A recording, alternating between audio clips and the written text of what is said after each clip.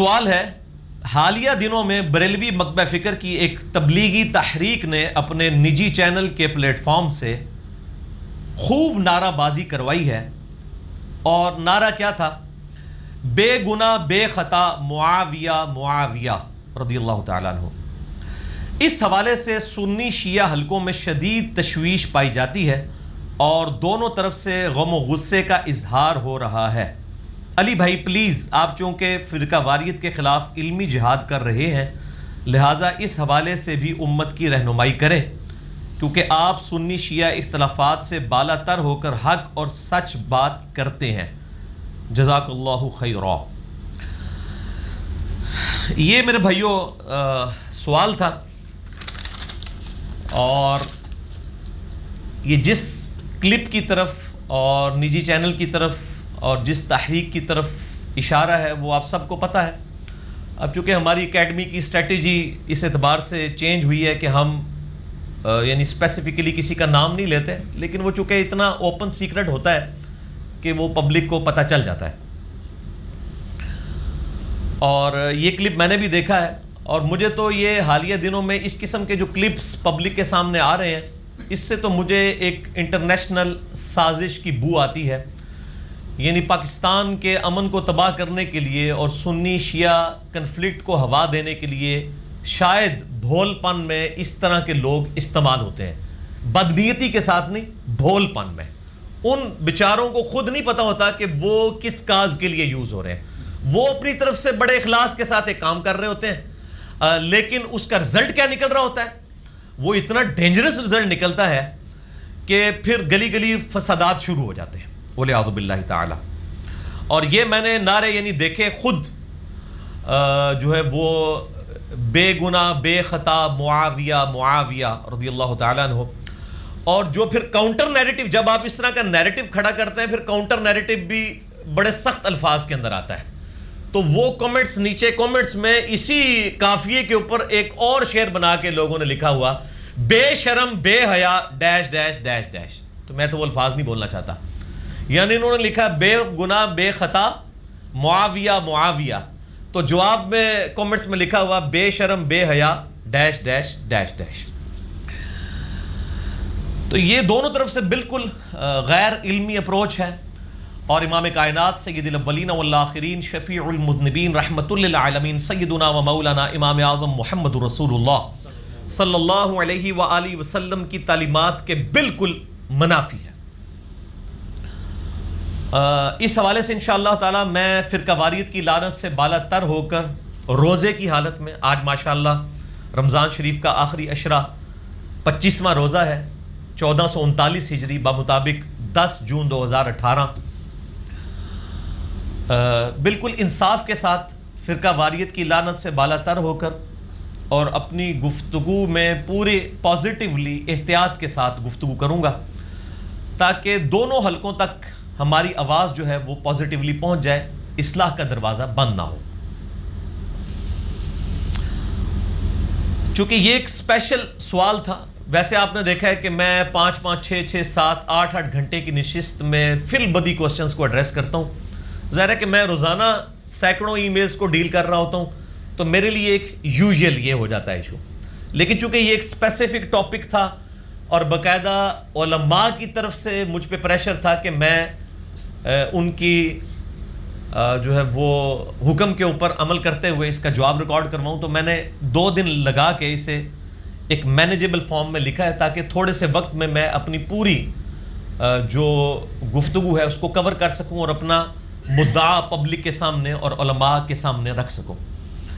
تو میں یہ 5 علمی پوائنٹس کی شکل میں اس سوال کو ایڈریس کروں گا، اور یہ 5 کا عدد میں نے اس مشہور حدیث سے لیا ہے جو اہل سنت اور اہل تشیع کے ہاں کامن پائی جاتی ہے، اسے حدیث کسا کہتے ہیں، چادر والی حدیث، جو ہماری اہل سنت کی مین سٹریم کی کتاب میں صحیح مسلم کے اندر انٹرنیشنل نمبرنگ کے مطابق 6261 نمبر حدیث ہے، جو دارالاسلام پبلیکیشن کی صحیح مسلم پڑھی ہے، اس کے مطابق بھی، مکتبۃ الشاملہ کے مطابق بھی، اور جو اہل سنت کی بہت بڑی ویب سائٹ ہے ایک اہل حدیث کی سننا.com، اس میں بھی آپ کو مل جائے گا، اور اسلام 360 جو اینڈرائڈ ایپ ہے اس میں بھی آپ کو اسی نمبر پہ یہ حدیث ملے گی 6261. اور حدیث کی راویہ ہیں اما عائشہ رضی اللہ تعالی عنہا وسلام اللہ علیہا. اور اما عائشہ کے ذریعے یہ حدیث روایت ہونا اس بات کا ثبوت ہے کہ اللہ تعالیٰ یہ چاہتا تھا کہ وہ لوگ جو اہل بیت سے بغض بھی رکھتے ہیں، ناسبی ہیں یا خارجی ہیں، وہ بھی اس حدیث کو ہضم کر لیں. حضرت علی روایت کرتے تو شاید ان کے لیے مشکل ہوتا، تو اما عائشہ اس کو روایت کر رہی ہیں رضی اللہ تعالی عنہا وسلام اللہ علیہا. اما کہتی ہیں کہ میں نے ایک دن دیکھا کہ نبی صلی اللہ علیہ وآلہ وسلم اس حال میں ہمارے سامنے آئے کہ آپ نے کالے رنگ کی ایک چادر اوڑھی ہوئی تھی اپنے سر مبارک کے اوپر، جو بالوں کی بنی ہوئی تھی اور اس کے اوپر نقش و نگار بنے ہوئے تھے جیسے ہنڈیا کی شکل کے، اونٹ کے جو کجاوے ہوتے ہیں اس شکل میں اس کے اوپر کڑھائی ہوئی تھی. کالے کلر کی چادر، جو ہم کالی کملی والا یہ لفظ بھی استعمال کرتے ہیں. اور اما عائشہ کہتی ہیں کہ میں نے دیکھا اتنے میں سیدنا حسن ابن علی آئے. نبی صلی اللہ علیہ وآلہ وسلم نے ان کو اپنی اس کالی چادر کے نیچے لیا. پھر مولا حسین آئے، ان کو بھی اپنی چادر کے نیچے لیا. پھر سیدہ فاطمہ آئی، اس کے بعد اینڈ پہ مولا علی آئے رضی اللہ عنہم اجمعین وعلیہم السلام اجمعین. ان چاروں کو اپنے ساتھ ایک چادر میں لیا. یہ بہت غیر معمولی واقعہ ہے. یہ بڑے سے بڑے لاڈ کرنے والے لوگ بھی اپنے گھر والوں کے ساتھ یہ واقعہ نہیں کرتے، کیونکہ یہ وحی کی تائید کے ساتھ ہو رہا تھا. اور آپ نے سب کو اس چادر کے نیچے لیا، یعنی 5 ہستیاں ہوگی، نبی علیہ السلام اور 4 مزید. اسی کی نسبت سے وہ 5 تن پاک کا کانسیپٹ بھی آیا. پھر آپ صلی اللہ علیہ وآلہ وسلم نے یہ چادر لے کر قرآن حکیم میں سورۃ الاحزاب کی آیت نمبر 33 تلاوت کی. اعوذ باللہ من الشیطان الرجیم، بسم اللہ الرحمن الرحیم. انما یرید اللہ لیذھب عنکم الرجس اہل البیت ویطہرکم تطہیرا. اے نبی کے گھر والو، اللہ تو چاہتا ہے تم سے ہر طرح کی ناپاکی دور کر دے اور تمہیں خوب صاف ستھرا کر دے. یہ آیت قرآن حکیم میں تو اسپیسیفکلی امہات المومنین کے لیے نازل ہوئی رضی اللہ عنہن، لیکن آپ صلی اللہ علیہ وآلہ وسلم نے اس میں ایکسٹینشن کے طور پر اسپیسیفکلی ان 4 ہستیوں کو بھی شامل کیا اہل بیت کے طور پہ. تو ہم اہل سنت کے ہاں امہات المومنین بھی اہل البیت میں شامل ہیں، اور مولا علی، مولا حسن، مولا حسین اور سیدہ فاطمہ علیہم السلام اجمعین، یہ بھی اہل بیت میں شامل ہیں الحمدللہ. تو یہ وہ حدیث ہے جس کی وجہ سے میں نے وہ 5 تن پاک کی نسبت سے 5 پوائنٹس، چونکہ ہم بھی نسبتوں کے ماننے والے ہیں، حق 4 یار کو بھی مانتے ہیں، 5 تن پاک کو بھی مانتے ہیں. میرا تو کلپ چڑھا ہوا ہے حق 4 یار اور 5 تن پاک. اور پہلے وہ حق 4 یار والے کہتے تھے یار یہ 5 تن پاک تو فارسی میں ہے، تو اب ہم نے ان کو بتایا بھی حق 4 یار بھی فارسی میں ہی ہے. تو وہ فارسی کا مطلب یہ تو نہیں کہ ایران کی طرف سے کوئی چیز آ رہی ہے، یہ تو ٹرمز ہیں فقہا نے ڈیوائز کی ہوئی، آپ کر سکتے ہیں. سنت مؤکدہ یہ بھی ٹرم کسی حدیث میں نہیں ہے، فقہا نے ڈیوائز کی ہے. تو کوئی حق 4 یار ہو، 5 تن پاک ہو، یہ ڈیوائز کی جا سکتی ہے، کوئی ایسی بات نہیں. علمی پوائنٹ نمبر 1، اور وہ ہے اما عائشہ رضی اللہ تعالی عنہا وسلام اللہ علیہا راویہ ہیں اس حدیث کی، کہ آپ صلی اللہ علیہ وآلہ وسلم نے فرمایا لا تسبوا الاموات فانہم قد افضوا الی ما قدموا.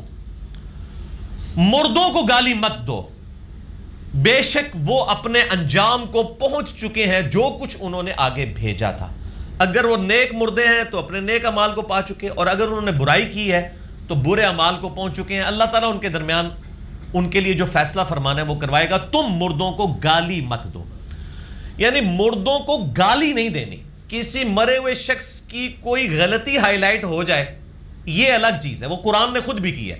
حضرت یوسف علیہ نبینا علیہ السلام کے جو بھائی تھے، پیغمبر کے بھائی ہیں، پیغمبر کے بیٹے ہیں، 2 نبیوں کے صحابی ہیں، اپنے بھائی کے صحابی بھی ہیں، اپنے باپ یعقوب علیہ السلام کے بھی ہیں. لیکن اللہ تعالیٰ نے سورہ یوسف میں ان کی برائی کا ذکر کیا ہے، ان پہ لعنت نہیں کی ہے. برائی کا ذکر الگ چیز ہے اور لان تان کرنا اور گالی گلوچ کرنا یہ الگ چیز ہے. کیونکہ اگر آپ برائی کا ذکر نہیں کریں گے تو ایون قرآن حکیم میں تو حضرت آدم علیہ السلام کی خطا کا ذکر بھی 7 دفعہ آیا ہے، اور سورۃ الاعراف میں آیا کہ ہم یہ اس لیے ذکر کر رہے ہیں تاکہ اے اولاد آدم جس طرح تمہارے ماں باپ کو شیطان نے ورگلایا تھا تمہیں نہ ورگلاتے. اس کا مقصد نعوذ باللہ حضرت آدم علیہ السلام کی توہین نہیں تھا. تو آدم علیہ السلام اگر ڈسکس ہو سکتے ہیں تو صحابہ تو بہت چھوٹی ہستیاں ہیں ان کے مقابلے پہ, ہمارے مقابلے پہ نہیں, انبیاء کے مقابلے پہ. یہ حدیث صحیح بخاری میں ہے, لا تسبوا الاموات فانہم قد افضوا الی ما قدموا. انٹرنیشنل نمبر کے مطابق 1393 نمبر حدیث ہے صحیح بخاری میں. اسلام 360 میں بھی کھول کے آپ دیکھ سکتے ہیں. رہی وہ حدیث بخاری اور مسلم کی کہ میرے صحابہ کو گالی مت دو, یہ حدیث میں انشاءاللہ بعد میں ڈسکس کروں گا کہ اس حدیث کے ساتھ بھی کتنی دو نمبری کی ہے خصوصاً علماء نے آدھی حدیث بیان کر کے. یہ پوری حدیث چونکہ ان کے اپنے مکتب فکر کے خلاف جاتی تھی اس لیے اس کو چھپایا, اور ظاہر ہے کہ اہل سنت نے یہ حرکت کی. اہل سنت کی یہ حدیث ہے بخاری مسلم دونوں میں اس کو بعد میں ایڈریس کروں گا, یہاں پہ میں سکپ کرتا ہوں.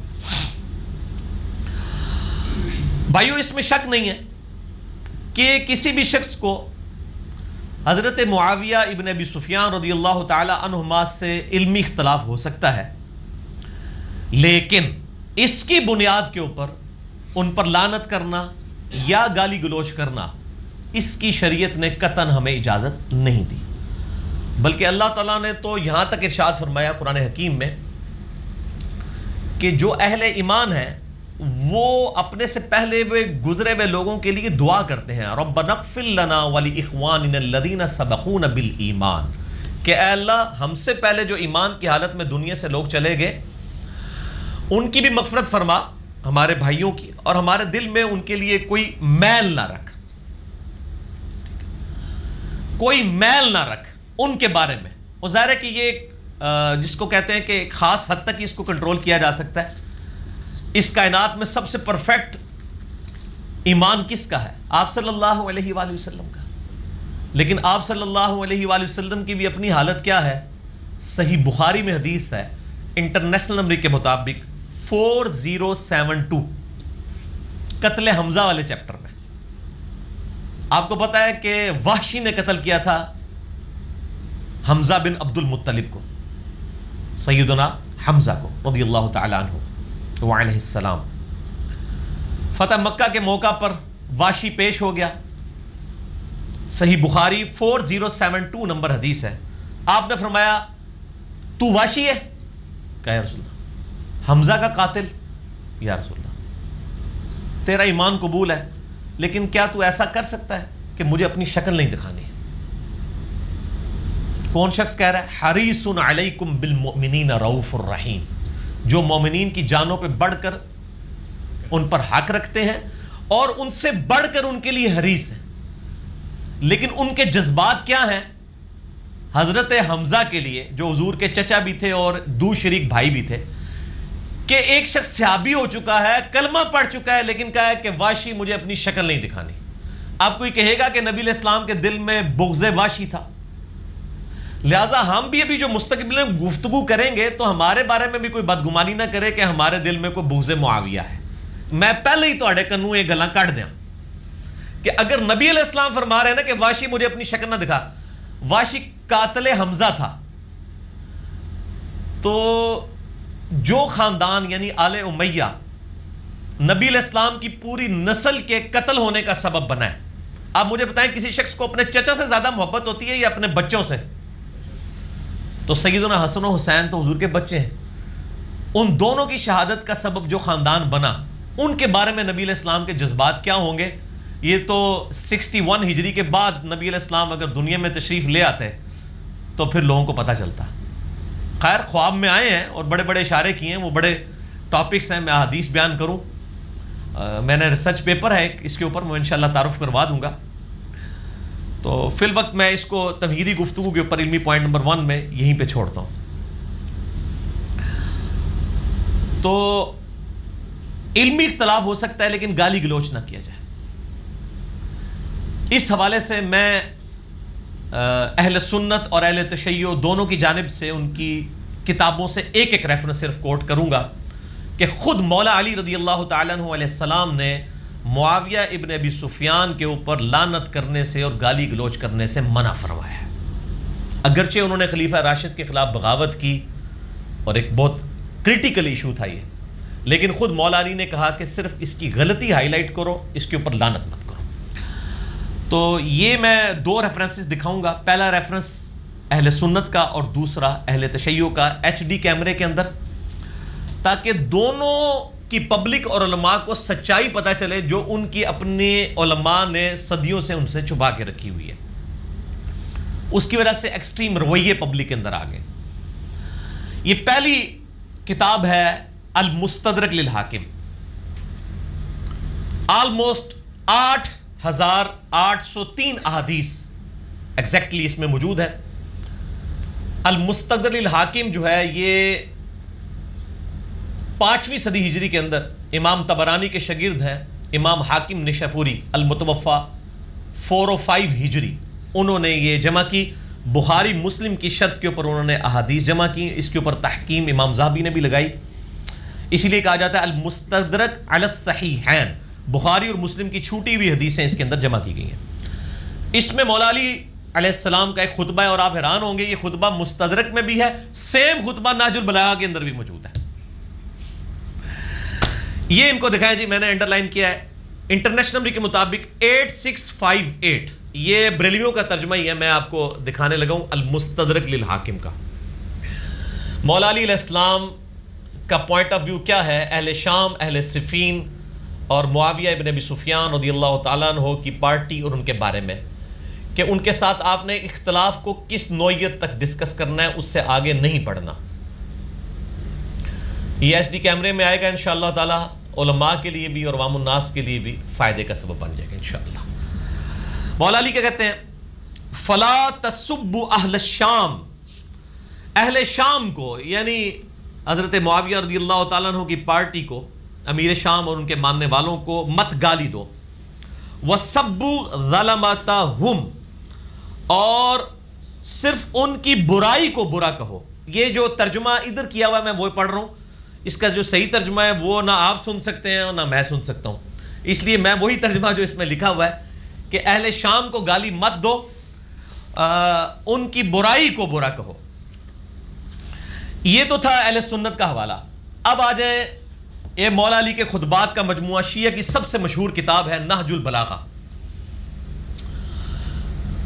یہ نہج البلاغہ جو ہے وہ مولانا مفتی جعفر حسین صاحب نے ترجمہ کیا ہے، اس کا PDF بھی آپ کو گوگل میں مل جائے گا، لاہور سے یہ شائع ہوئی ہے، اس میں مولا علی کے خطبات ہیں، شیعہ کے ہاں یہ بہت مقبول ہے۔ اس کی دوسری جلد میں خطبہ نمبر ہے 204۔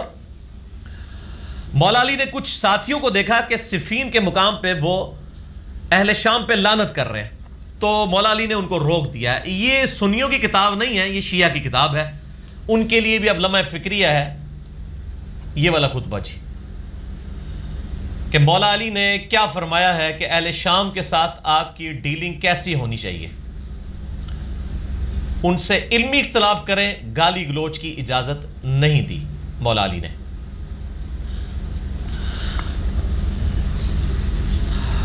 وَقَدْ سَمِعَ قَوْمًا مِّنْ أَصْحَابِهِ يَسُبُّونَ أَهْلَ الشَّامِ أَيَّامَ حَرْبِهِمْ بِالصِّفِّينَ، یہ خطبہ ہے اس موقع پر کہ جب مولا علی نے اپنے اصحاب کو سنا کہ وہ اہل شام کو گالیاں دے رہے تھے جنگ صفین کے موقع پر، تو اس کے جواب میں مولا علی نے اپنے ساتھیوں کی تربیت کیسے کی ہے، میں ترجمہ پڑھ کے بتاتا ہوں۔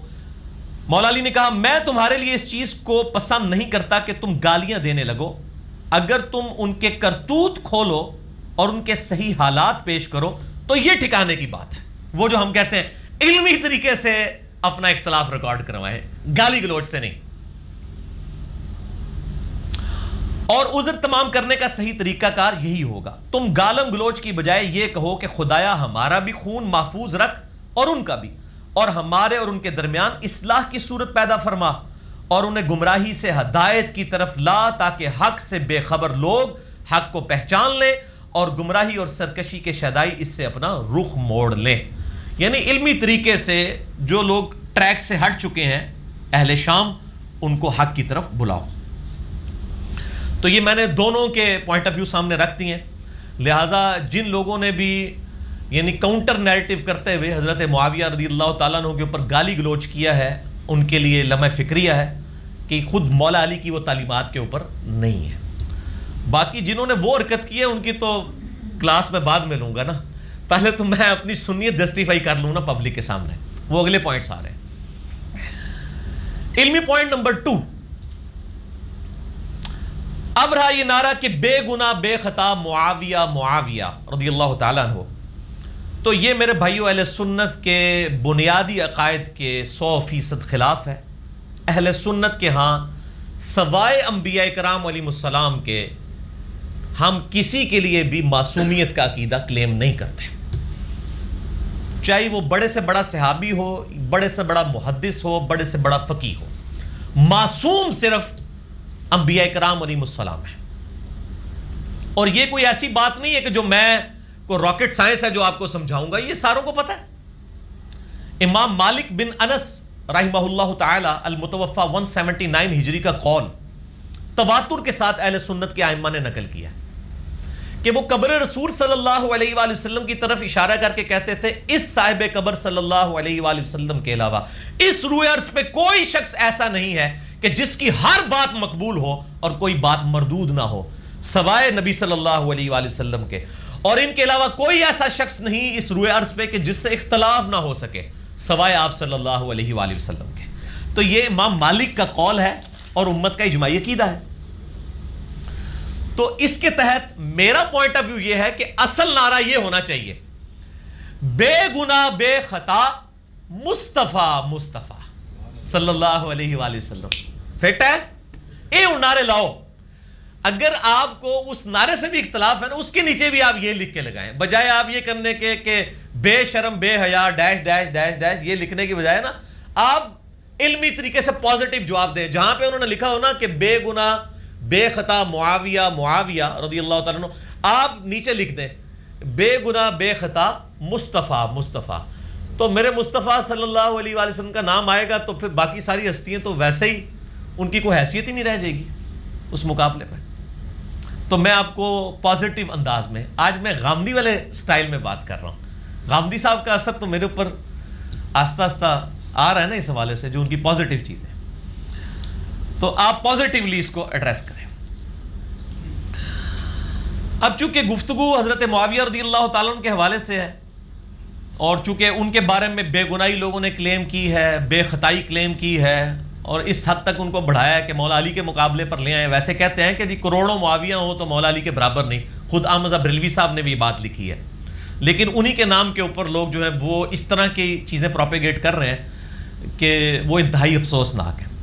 بہرحال میں کسی بزرگ کے حوالے کی بجائے, میں تو آپ کو پتہ ہے احادیث کی کتابیں لے کے چلتا ہوں, یہ پڑھی ہوئی نہیں ہے, پڑھی ہوئی ہیں, اور میں دکھاتا بھی ہوں الحمدللہ.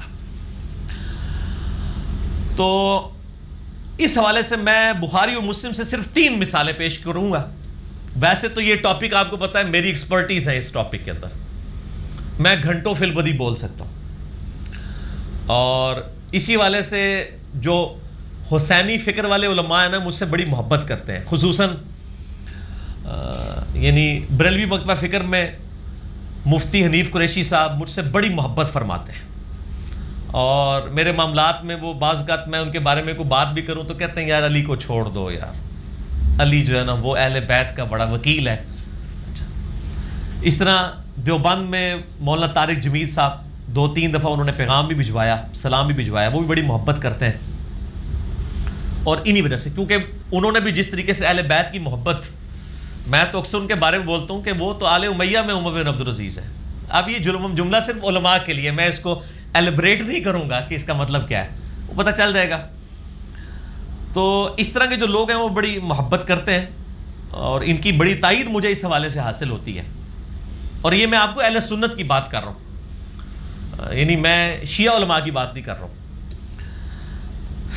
3 مثالیں میں بخاری مسلم سے پیش کروں گا, صرف بخاری مسلم سے, تاکہ صحیح ضعیف والا چکر ہی ختم ہو جائے. کہیں دماغ میں کسی نے وہ جو خود وہ نعرہ لگوانے والے بزرگ بھی فرماتے ہیں نا, کہیں شیطان آپ کو وسوسہ نہ دلائے, تو کہیں شیطان ان کے ماننے والوں کو وسوسہ نہ دلائے کہ یہ خود سے باتیں کر رہے ہیں. میں بخاری مسلم سے, جو میں نے نہیں لکھی ہیں, ہمارے اہل سنت کے ائمہ نے لکھی ہیں, ترجمے بریلوی علماء کے ہی دکھاؤں گا. ٹھیک ہوگا جی. 3 مثالیں. پہلی مثال صحیح مسلم سے ہوگی، اگلی دو مثالیں صحیح بخاری سے ہوں گی۔ اٹھیں جی، صحیح مسلم شریف دکھائیں بریلویوں کا ترجمہ۔ یہ اس کا شبیر بدرس پاکستان میں سب سے بڑا بریلوی مکتبہ فکر کا ادارہ ہے، اربوں کے شعر ذہن کے، حدیث کی آلموسٹ تمام بڑی کتابوں کے انہوں نے ترجمے کر دیے ہیں، اور اتنا بڑا کام تو اہل حدیث نے نہیں حدیث کے لیے کیا جو انہوں نے کیا ہے ترجمہ کرنے کے پوائنٹ آف ویو سے۔ یہ ان کا ترجمہ میرے سامنے ہے۔ صحیح مسلم میں انٹرنیشنل نمبر کے مطابق 4776 نمبر حدیث ہے، 4776۔ اسلام 360 میں بھی آپ کو یہی نمبر ملے گا، 4776۔ اور جو یہ بریلویوں کا ترجمہ ہے اس میں ہے 4661۔ وہ نمبرنگ کا اختلاف ہو جاتا ہے، حدیثیں ساری موجود ہوتی ہیں۔ یہ ایچ ڈی کیمرے میں جی ان کو دکھا بھی دیں، اوریجنل بریلویوں کا اپنا ترجمہ جو میں حدیث بیان کر رہا ہوں، یہ بہت کریٹیکل حدیث ہے، میں مطلب اس کو اسی لیے ایچ ڈی کیمرے میں دکھا رہا ہوں۔ میں نے اگر پڑھی تو لوگ کہیں گے پتہ نہیں یہ خود سے ہی بنا کے پڑھ رہا ہے، یہ کیسے ہو سکتا ہے کہ یہ لکھا ہوا ہو۔ تو بریلویوں کا ترجمہ ہے، میں اسی سے دیکھ کے پڑھوں گا، چونکہ میں اسپیسیفکلی ایک بریلوی جماعت کی طرف سے ایشو اٹھایا گیا تو میں ان کو ان کا ترجمہ ہی دکھانے لگا ہوں۔ صحیح مسلم کے اندر کتاب الامارہ چیپٹر میں حضرت عبداللہ بن عمر بن عاص رضی اللہ تعالیٰ عنہ نے خانہ کعبہ شریف کے ساتھ ٹیک لگائے ہوئے بیٹھے تھے سائے میں، تو انہوں نے اطاعت امیر کے حوالے سے نبی علیہ السلام کے کچھ فرامین ارشاد فرمائے کہ امیر کی اطاعت کرو اور جس کی بیعت کر لو اس کے پیچھے چلو۔ تو ایک تابعی جو ہیں جن کا نام ہے عبد الرحمن بن عبد رب کعبہ، وہ جب یہ ساری باتیں سن رہے تھے تو وہ عبداللہ بن عمر بن عاص کے قریب آئے، انہوں نے کہا کہ یہ جو آپ ہمیں اطاعت امیر کے اوپر لیکچر دے رہے ہیں، کیا یہ ساری باتیں آپ نے نبی علیہ السلام سے خود سنی ہیں؟ تو انہوں نے کہا، اپنے دونوں کانوں اور دل کی طرف اشارہ کیا اور کہا کہ میرے دونوں کانوں نے آپ کی زبانی یہ بات سنی اور میرے دل نے محفوظ کیا۔ اس کے جواب میں وہ تابعی کہتا ہے کہ آپ کا چچا زاد بھائی معاویہ ابن ابی سفیان رضی اللہ تعالیٰ عنہ، جو اس وقت ہمارا یعنی حکمران تھا ان کا، وہ تو ہمیں یہ حکم دیتے ہیں کہ ہم ناجائز طور پر دوسروں کا مال کھائیں اور لوگوں کو ناحق قتل کریں، جبکہ اللہ تعالیٰ سورۃ النساء میں ارشاد فرماتا ہے، 29 نمبر آیت اس تابعی نے پڑھ کے صحابی کو سنائی کہ اللہ ہمیں کیا کہہ رہا ہے اور آپ ہمیں کیا کہہ رہے ہیں۔ اعوذ باللہ من الشیطان الرجیم، بسم اللہ الرحمن الرحیم، یا ایھا الذین آمنوا لا تأکلوا اموالکم بینکم بالباطل الا ان تکونوا تجارۃ عن تراض منکم ولا تقتلوا انفسکم ان اللہ کان بکم رحیما، کہ اے اہل ایمان ایک دوسرے کا مال ناحق طریقے سے مت کھاؤ، البتہ تجارت کے پوائنٹ آف ویو سے اگر کوئی کاروبار کرتے وہ جائز ہے، اور ایک دوسرے کو ناحق قتل مت کرو، بے شک اللہ تعالیٰ تمہارے لیے رحیم ہے۔ تو انہوں نے کہا اللہ تو کہہ رہا ہے کہ حرام خوری نہیں کرنی، ناحق قتل نہیں کرنا، اور ہمارے امیر جو اس وقت ہیں وہ ہمیں حرام خوری بھی کروا رہے ہیں اور ناحق قتل بھی کروا رہے ہیں۔ اب کتنے سخت الفاظ ہیں، یہ صحیح مسلم شریف ہے میرے بھائی، یہ اصول الکافی نہیں ہے شیعہ کی۔ اب یہ بات سن کے عبداللہ بن عمر بن عاص، چونکہ منصف مزاج آدمی تھے، آج کا کوئی بندہ ہوتا تو شاید وہ کلاشنکوف نکال لیتا، تو صحابہ کا گستاخ، لیکن وہ نبی کی تربیت یافتہ تھے، انہوں نے اپنا سر جھکا لیا، جنہوں پنجابی کہتے سوچ ہی پائے گا کہ میں ان کے جواب دیں۔ تھوڑی دیر بعد انہوں نے سر اٹھایا اور سر اٹھا کے انہوں نے کہا اطیعہ فی طاعت اللہ وعصہ فی معصیت اللہ عز وجل، معاویہ کی اطاعت کرو اللہ کی اطاعت کے کاموں کے اندر، اور جس جگہ وہ اللہ کی نافرمانی کے کام تمہیں بتائے تم اس کی نافرمانی شروع کرو۔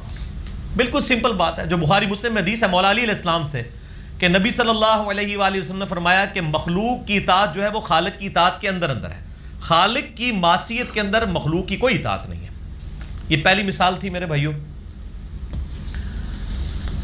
دوسری مثال صحیح بخاری میں ہے، انٹرنیشنل نمبر کے مطابق 4108، اور یہ ہے غزوہ خندق والے کتاب المغازی چیپٹر میں. یہ بھی بخاری میں بریلویوں کا شبیہ بدرز ہی دکھانے لگا ہوں.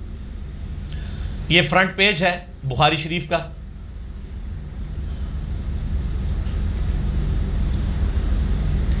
اور انٹرنیشنل نمبر ہے 4108 غزوہ خندق والے چیپٹر میں. پہلے یہ حدیث ان کو دکھا دیں.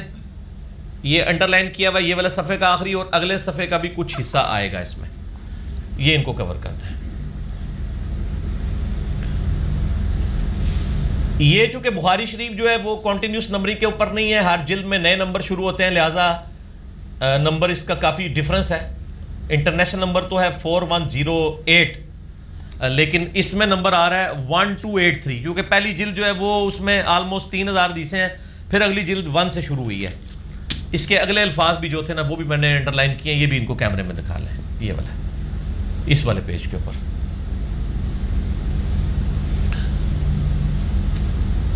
4108 صحیح بخاری میں کتاب المغازی چیپٹر میں عبداللہ بن عمر رضی اللہ تعالیٰ عنہ کی رائے. پہلے آپ نے سنی ہے عبداللہ بن عمر بن عاص کی رائے, اب سنیں عبداللہ بن عمر رضی اللہ تعالیٰ عنہ کی رائے. تحکیم کے واقعے کے بعد جب حضرت معاویہ رضی اللہ تعالیٰ عنہ مدینہ شریف آئے, اس زمانے میں یعنی ایک رائے یہ بھی سامنے آئی تھی کہ حضرت علی اور حضرت معاویہ دونوں پوسٹ چھوڑ دیں اور عبداللہ بن عمر کو خلیفہ چن لیا جائے. یہی ابن حجر اسقلانی نے بھی لکھا ہے. تو اب حضرت معاویہ رضی اللہ تعالیٰ عنہ کو یہ بات ایکسیپٹیبل نہیں تھی. وہ مدینہ شریف آئے, عبداللہ بن عمر وہاں پہ موجود تھے. ان کی بہن سیدہ حفصہ نے حضرت عمر کی جو بیٹی تھیں انہوں نے کہا کہ بھائی حضرت معاویہ آئے ہوئے ہیں تو تم بھی جا کے ان کے خطبے میں بیٹھو, تمہاری غیر موجودگی کو کہیں سازش شمار نہ کر لیا جائے. یہاں پہ بھی ہوتا ہے نا, کوئی خاص بندہ غائب ہو, کہتے ہیں یار کہیں اور کوئی پلان نہ کر رہا ہو, جبکہ عبداللہ بن عمر کا نام بھی آ چکا ہوا تھا خلیفہ کے لیے. تو عبداللہ بن عمر جو ہیں وہ گئے مجبوراً, اپنی بہن کے اور ماں بھی لگتی تھیں کیونکہ وہ امہات المومنین میں سے. تو وہ گئے تو حضرت معاویہ وہاں پہ خطبہ دے رہے تھے. تو انہوں نے خطبے کے دوران کہا کہ جو شخص اس امر خلافت میں کوئی کلام کرنا چاہتا ہے وہ اپنا سر اٹھائے, میں اس سے اور اس کے باپ سے زیادہ خلافت کا حقدار ہوں. عبداللہ بن عمر کا باپ کون ہے؟ حضرت عمر, جنہوں نے رومن اور پرشین امپائر گرائی ہوئی ہے, جن کی وجہ سے حضرت معاویہ رضی اللہ تعالیٰ عنہ آج شام میں بیٹھے ہوئے ہیں اور وہ جذبات میں یہ کہہ رہے ہیں کہ میں عبداللہ بن عمر اور اس کے باپ سے زیادہ خلافت کا حقدار ہوں. اب میں اس پہ کامنٹس نہیں کروں گا, آج میں کامنٹ سے گریز کر رہا ہوں. اب عبداللہ بن عمر خاموش رہے تو بعد میں حبیب بن مسلمہ تابعی جو ہیں انہوں نے کہا کہ عبداللہ بن عمر آپ نے اسی وقت معاویہ کو جواب کیوں نہیں دیا اس بھری مجلس میں. اس سے یہ بات پتہ چلی کہ سب کو پتہ چل رہا تھا کہ کنایا عبداللہ بن عمر کی طرف ہو رہا ہے. تو عبداللہ بن عمر نے کیا فرمایا؟ انہوں نے کہا میں نے ارادہ کیا کہ اپنا گوٹ کھولوں, جیسے احتبا کر کے دونوں گھٹنوں کو ایسے لے کے بیٹھے ہوئے تھے. کہتے میں نے ارادہ تو کیا کہ میں یہ کھولوں اور میں اسی وقت معاویہ کو جواب دوں کہ تجھ سے زیادہ خلافت کا حقدار وہ ہے جو شخص اسلام میں تجھ سے اور تیرے باپ سے جنگ کر چکا ہے. یعنی تم دونوں باپ بیٹا کافر تھے اور اسلام کی طرف سے ہم لوگ جنگ کرتے رہے, حضرت عمر اور حضرت عبداللہ بن عمر. یا یہ حضرت علی کی طرف اشارہ ہے ان کا کہ حضرت علی تم سے لڑتے رہے جبکہ تم کافر تھے باپ بیٹا اور ہم لوگ مسلمان تھے. اور غزوہ خندق کے چیپٹر میں یہ حدیث لانے کا مقصد یہی ہے کہ عبداللہ بن عمر غزوہ خندق سے پہلے کے مسلمان ہیں. امام بخاری نے یہ مسئلہ نکالنا چاہا لیکن ساتھ کتنے اور مسائل بھی نکل گئے. کہتے ہیں میں نے ارادہ کیا کہ میں کہوں کہ جس شخص نے تجھ سے اور تیرے باپ سے جبکہ تم لوگ کافر تھے اسلام کی حالت میں جنگ کی ہے وہ خلافت کے زیادہ دار ہیں کہ تم ہو زیادہ. پھر مجھے خوف ہوا کہ کوئی ایسی بات نہ کہہ دوں جو لوگوں میں تفریق اور خون ریزی کا سبب بن جائے اور میری بات کا وہ مطلب لے لیا جائے جو میری مراد نہ ہو, کہ بھئی یہ نہ ہو کہ کوئی اور ایشو کھڑا ہو جائے. اب میں اس پہ بھی کمنٹس نہیں کرنا چاہتا کہ اس وقت جب کوئی حق کے لیے آواز بلند کرتا تھا تو آل امیہ کے لوگ اس کے ساتھ کیا سلوک کرتے تھے. پھر وہ کہتے ہیں کہ میں نے جنت کی نعمتوں کو یاد کرنا شروع کر دیا کہ دنیا میں کوئی پوسٹ نہ بھی ملے تو کیا ہوا, آخرت تو میرے لیے. اسی پہ میں بولا کرتا ہوں کہ ابن عمر اور ابن علی میں بڑا فرق ہے. عبداللہ بن عمر کی پیسو نیچر تھی، بیک فٹ پہ چلے گئے. ابن حسین جو ابن علی تھے، حسین ابن علی، وہ ایکٹیو نیچر کے تھے، ٹھیک ہے، وہ فرنٹ سے لیڈ کرنے والے تھے، اس لیے وہ بیک فٹ پہ نہیں گئے، یہ بیک فٹ پہ چلے گئے. لیکن دل پہ برا بھی انہوں نے مانا اور اپنی اظہار بھی کر دیا. یعنی وہ یہ انٹروورٹ تھے، وہ ایکسٹروورٹس تھے، حسین ابن علی، اور یہ عبداللہ بن عمر انٹروورٹس. یہ اب سائیکالوجی کی اور ٹرمز ہیں جن کو آتی ہیں ان کو ہی پتا ہوگا کہ میں کیا بول رہا ہوں. میں جنت کی نعمتوں کو یاد کیا. اب حبیب بن مسلمہ کہتے ہیں کہ عبداللہ بن عمر نے خاموشی اختیار کر کے اپنی عزت بھی بچا لی اور اپنی جان بھی بچا لی. انہوں نے بھی آگے سے یہ بات کی ہے. یعنی ان کو پتا تھا کہ جو شخص بولے تو علمی اختلاف سننا یہ بہت حوصلے کا کام ہے، ہر بندے کے اندر یہ حوصلہ نہیں ہے. اچھا، 2 مثالیں ہوئی. تیسری مثال بھی صحیح بخاری سے ہے. کتاب التفسیر چیپٹر میں انٹرنیشنل نمبر کے مطابق ہے 4827. سورۃ الاحقاف کی آیت نمبر 17 کی تفسیر میں امام بخاری لے کے ہیں 4827، اور بریلویوں کا جو یہ دوسری جلد میں بخاری میں نمبر ہے 1948. یہ ذرا دکھا دیں، لیفٹ والے پیج کا آخری حصہ اور رائٹ والے کا اوپر والا، ایک ہی بار میں دونوں کو کور کرتے ہیں.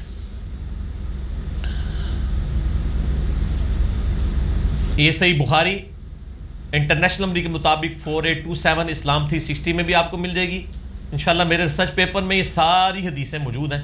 کسی نے پریشان نہیں ہونا کہ یہ اتنی بڑی دریافتیں ہیں تو ہمیں بعد میں یاد نہ رہے.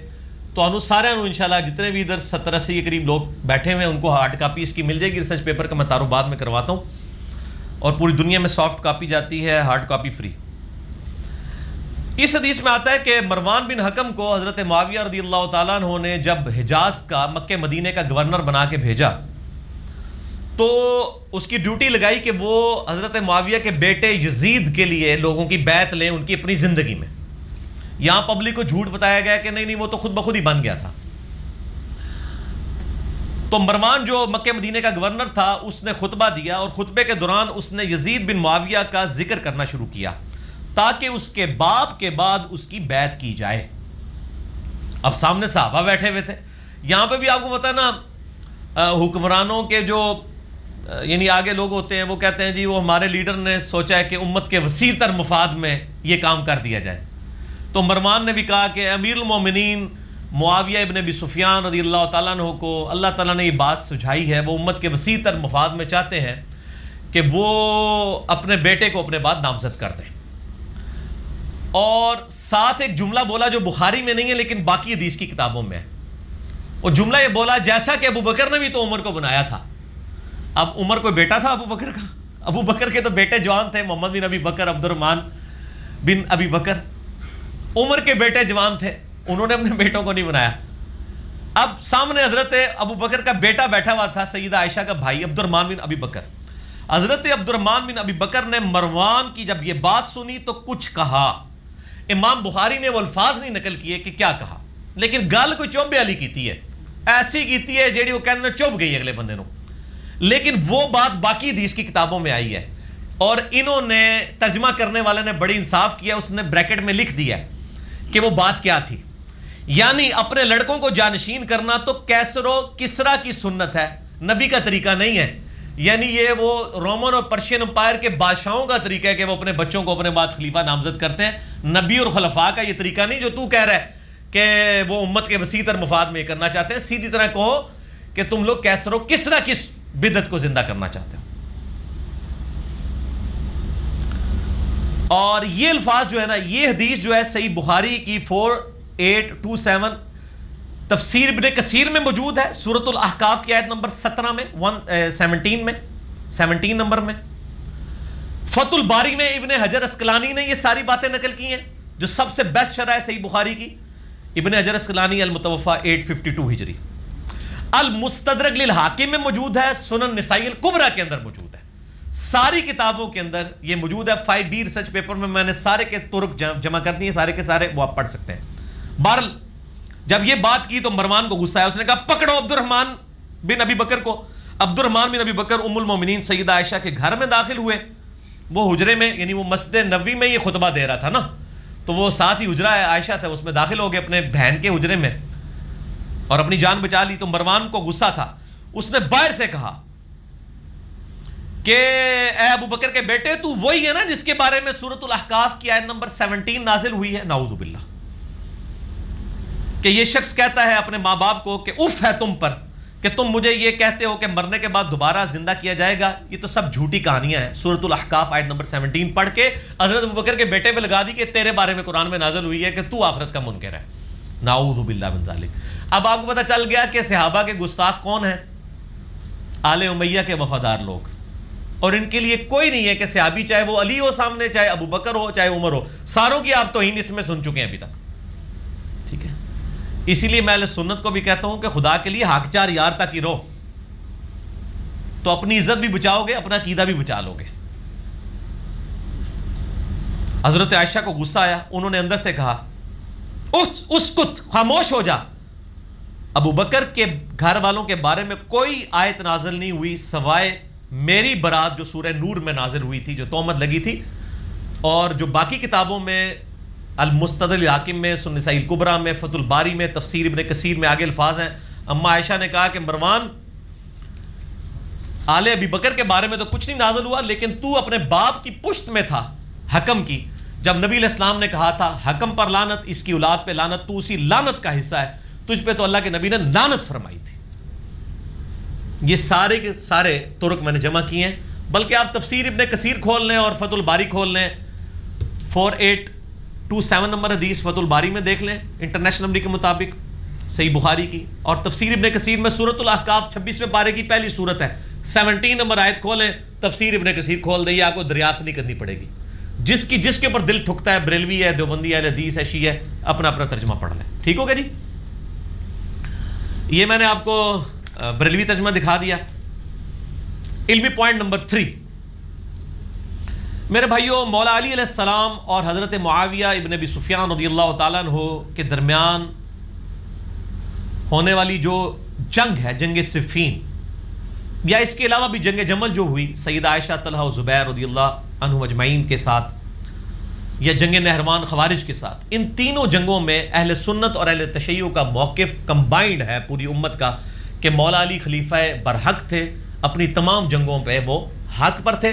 مخالفین کو غلطی لگی، اب اس میں اختلاف ہے، کوئی کہتا ہے اجتہادی غلطی لگی، کوئی کہتا ہے جان بوجھ کے. اس ٹاپک کو سائیڈ پہ رہنے دیں. بہرحال حضرت علی کے حق ہونے پہ سب کے سب لوگ متفق ہیں. اب شیطانی وسوسے سے بچنے کے لیے کسی کو وسوسہ ہے کہ یہ ٹاپکس جو ڈسکس ہو رہے ہیں یہ تو علی کی اختراع ہے، بزرگوں نے تو کبھی یہ ٹاپک ڈسکس نہیں کیے، مشاجرات صحابہ پہ بالکل خاموشی اختیار کر لی جائے. وہ خاموشی یہ اختیار کی جائے کہ ان کو گالی گلوچ نہ کریں. جو ان ٹاپکس پہ احادیث آئی ہیں اور نبی علیہ السلام نے خود باتیں ارشاد فرمائی ہیں، تو کیا you are trying to teach your profit?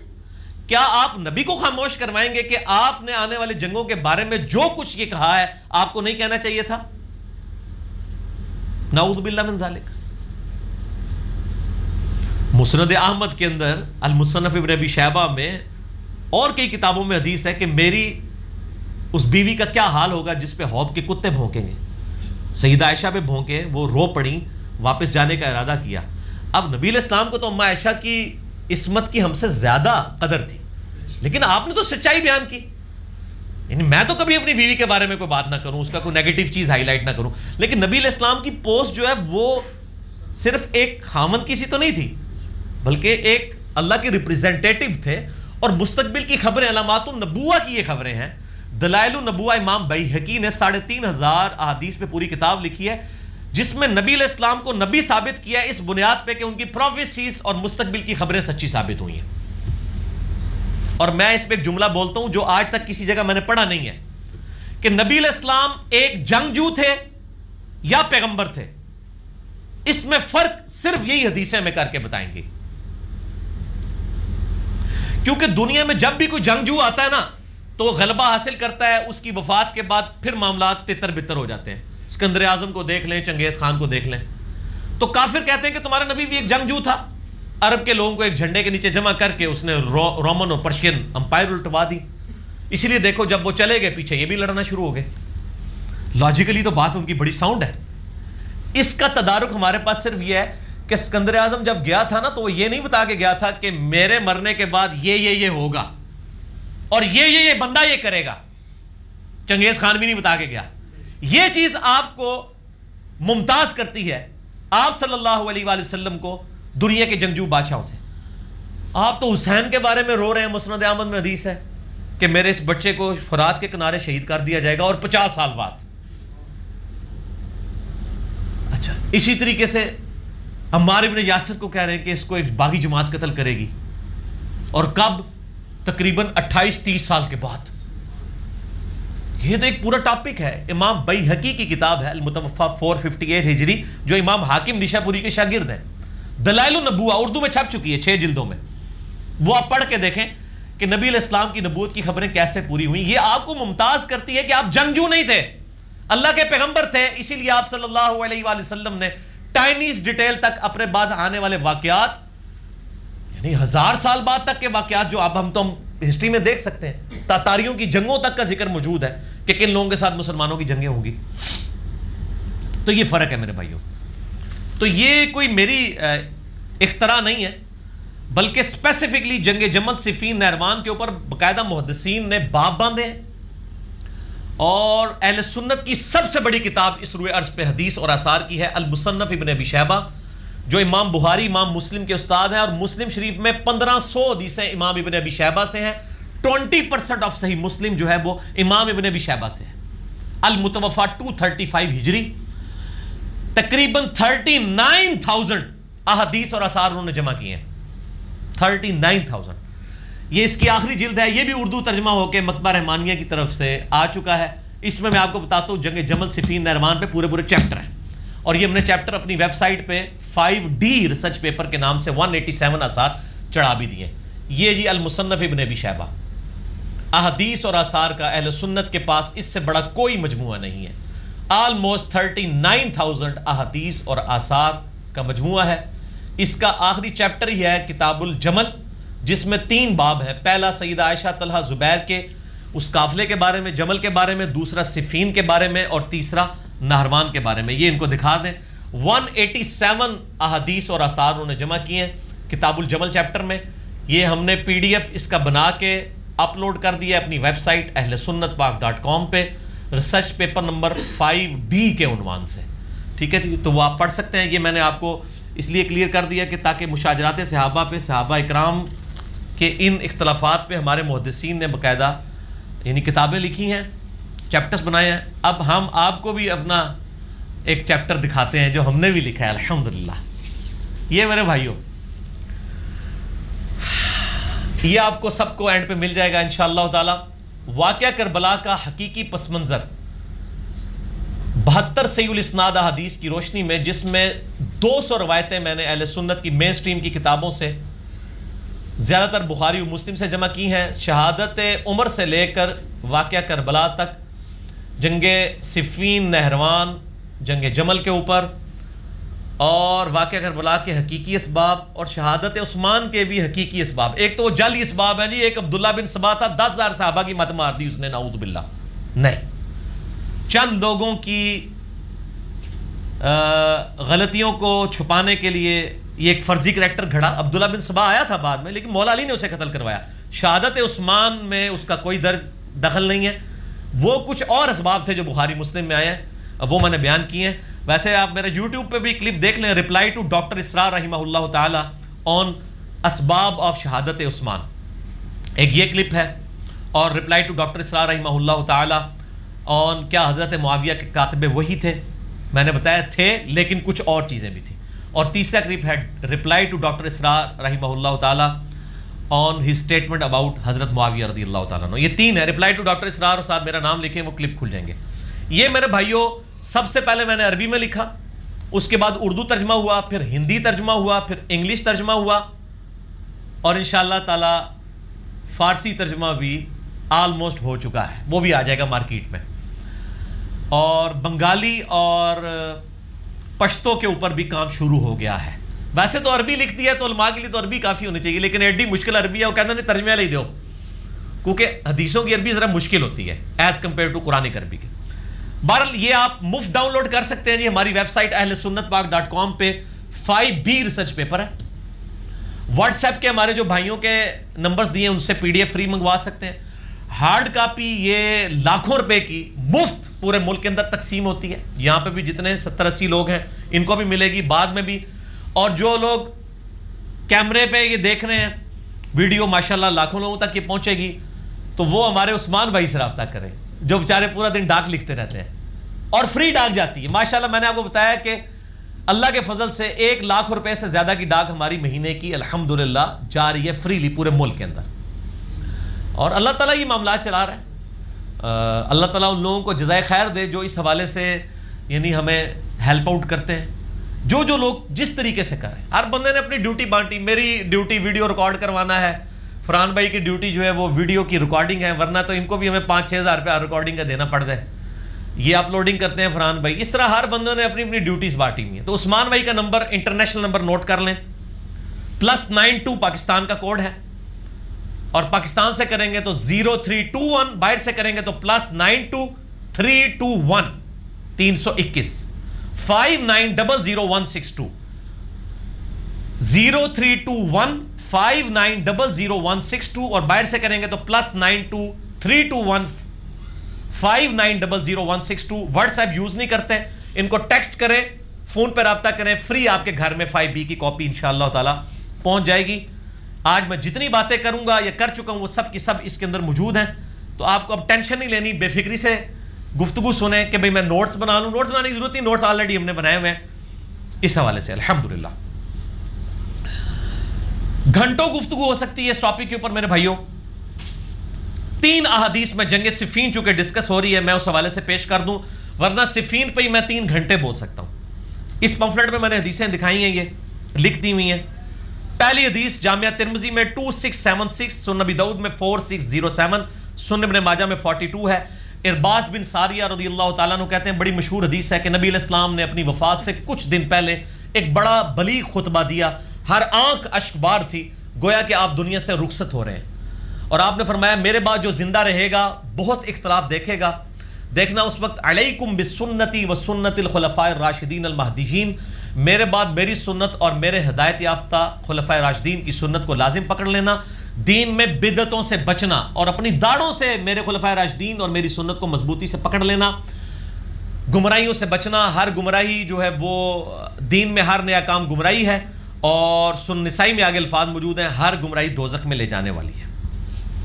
تو میرے بھائی اسی لیے چاہے حضرت ابو بکر کے مخالفین ہوں، چاہے حضرت عثمان کے مخالفین ہوں، چاہے حضرت علی کے مخالفین ہوں، ہم تمام کو خلفائے راشدین کے خلاف بغاوت سمجھتے ہیں، اور ہم خلفائے راشدین کے ساتھ ہیں اور ان کے مخالفین کے خلاف ہیں۔ یہ نہیں ہے کہ حضرت عثمان کی جب شہادت ڈسکس ہو جس میں پیورلی کئی اصحاب بھی شامل ہیں، خود حضرت ابو بکر صدیق کا بیٹا ہے یہ ریولوشن چلانے والا محمد بن ابی بکر، بعد میں وہ پیچھے ہٹ گئے، تو ادھر کہنا کہ یہ صبائی پارٹی ہے، منافقین ہے، یہودیوں کی سازش ہے، جھوٹ بول رہے ہیں آپ۔ صحابہ کرام کو اختلاف ہو گیا تھا حضرت عثمان کی پالیسیز سے، وہ اختلاف جینون تھا، لیکن جو ایکسٹریم چلا گیا معاملہ وہ غلط تھا۔ اب یہ الگ سے ٹاپک ہے، وہ آپ یہ ریسرچ پیپر پڑھیں اور میری ویڈیوز دیکھیں، شہادت عثمان یوٹیوب پہ کہیں جا کے لکھیں نا تو میرے کلپ ٹاپ کے اوپر لاکھوں لوگ دیکھ چکے ہیں الحمدللہ۔ تو ہم خلفائے راشدین کے ساتھ ہیں، چاہے وہ حضرت ابو بکر ہوں، عمر ہوں، عثمان ہوں، علی ہوں رضی اللہ عنہم اجمعین۔ یہ نہیں ہے کہ آپ یہ حدیث جو ہے یہ آ کے اس کو کہیں کہ آپ یہ استعمال کے قابل نہیں ہے، حضرت عثمان پہ آگے بریک لگ گئی، نہیں، حضرت علی کے مخالفین بھی اسی کیٹیگری میں فال کرتے ہیں۔ تکفیر کسی کی نہ کریں، علمی اختلاف رکھیں۔ دوسری حدیث مسند احمد میں 11307 ہے، مستدرک للحاکم میں 4621 ہے، سنن نسائی الکبریٰ میں 8457 ہے، بالکل صحیح سند کے ساتھ۔ شیخ غلام مصطفیٰ ظہیر صاحب نے بھی اس کی سند کو صحیح کہا، شعیب آرنوت نے بھی صحیح کہا، شیخ زبیر لزئی صاحب نے بھی، شیخ البانی نے بھی، کہ نبی علیہ السلام اپنی ایک زوجہ محترمہ کے گھر سے ایک دن باہر نکلے اور آپ صلی اللہ علیہ وآلہ وسلم تھوڑا دور چل کے گئے صحابہ کے ساتھ، تو آپ کی جوتی ٹوٹ گئی۔ آپ نے اپنی وہ جوتی اتار کے سیدنا علی کو گانٹھنے کے لیے دے دی، اور کچھ دور جا کے صحابہ کے ساتھ کھڑے ہو گئے، حضرت علی وہ جوتی گانٹھنا شروع ہو گئے وہیں بیٹھ کے، اور نبی علیہ السلام نے کہا کہ علی کا انتظار کرو، وہ آ جائے تو پھر چلتے ہیں، کیونکہ ایک جوتی پہن کے تو چلنا بھی دشوار ہے۔ نبی علیہ السلام نے دونوں جوتیاں اپنی اتار کے حضرت علی کو دے دیں۔ پھر آپ صلی اللہ علیہ وسلم نے اپنے اصحاب سے فرمایا، جہاں پہ حضرت ابوبکر عمر بھی موجود تھے اس محفل میں، کہا کہ دیکھو اللہ تعالیٰ نے مجھے نبی بنا کے مبعوث کیا، قرآن کی تنزیل کی خاطر مجھے ایز اے لاسٹ ریزارٹ کافروں کے خلاف تلوار اٹھانا پڑی، مجبور ہو کے۔ تم میں سے ایک شخص ایسا بھی ہے جسے قرآن کی تعویل کی خاطر مسلمانوں کے خلاف تلوار اٹھانی پڑے گی جس طرح مجھے کافروں کے خلاف اٹھانی پڑی۔ اب یہ بہت بڑی فضیلت تھی کہ نبی علیہ السلام کو کافروں کے خلاف تلوار اٹھانی پڑی قرآن کی تنزیل کی خاطر، اور اس صحابی کو قرآن کی تعویل کی خاطر مسلمانوں کے خلاف تلوار اٹھانی پڑے گی، جو سورۃ الحجرات کی آیت نمبر 17 میں آیا نا کہ اگر کوئی مسلمان گروہ باغی ہو جائے تو اس کے خلاف قتال کرو یہاں تک کہ وہ حق پر آ جائے۔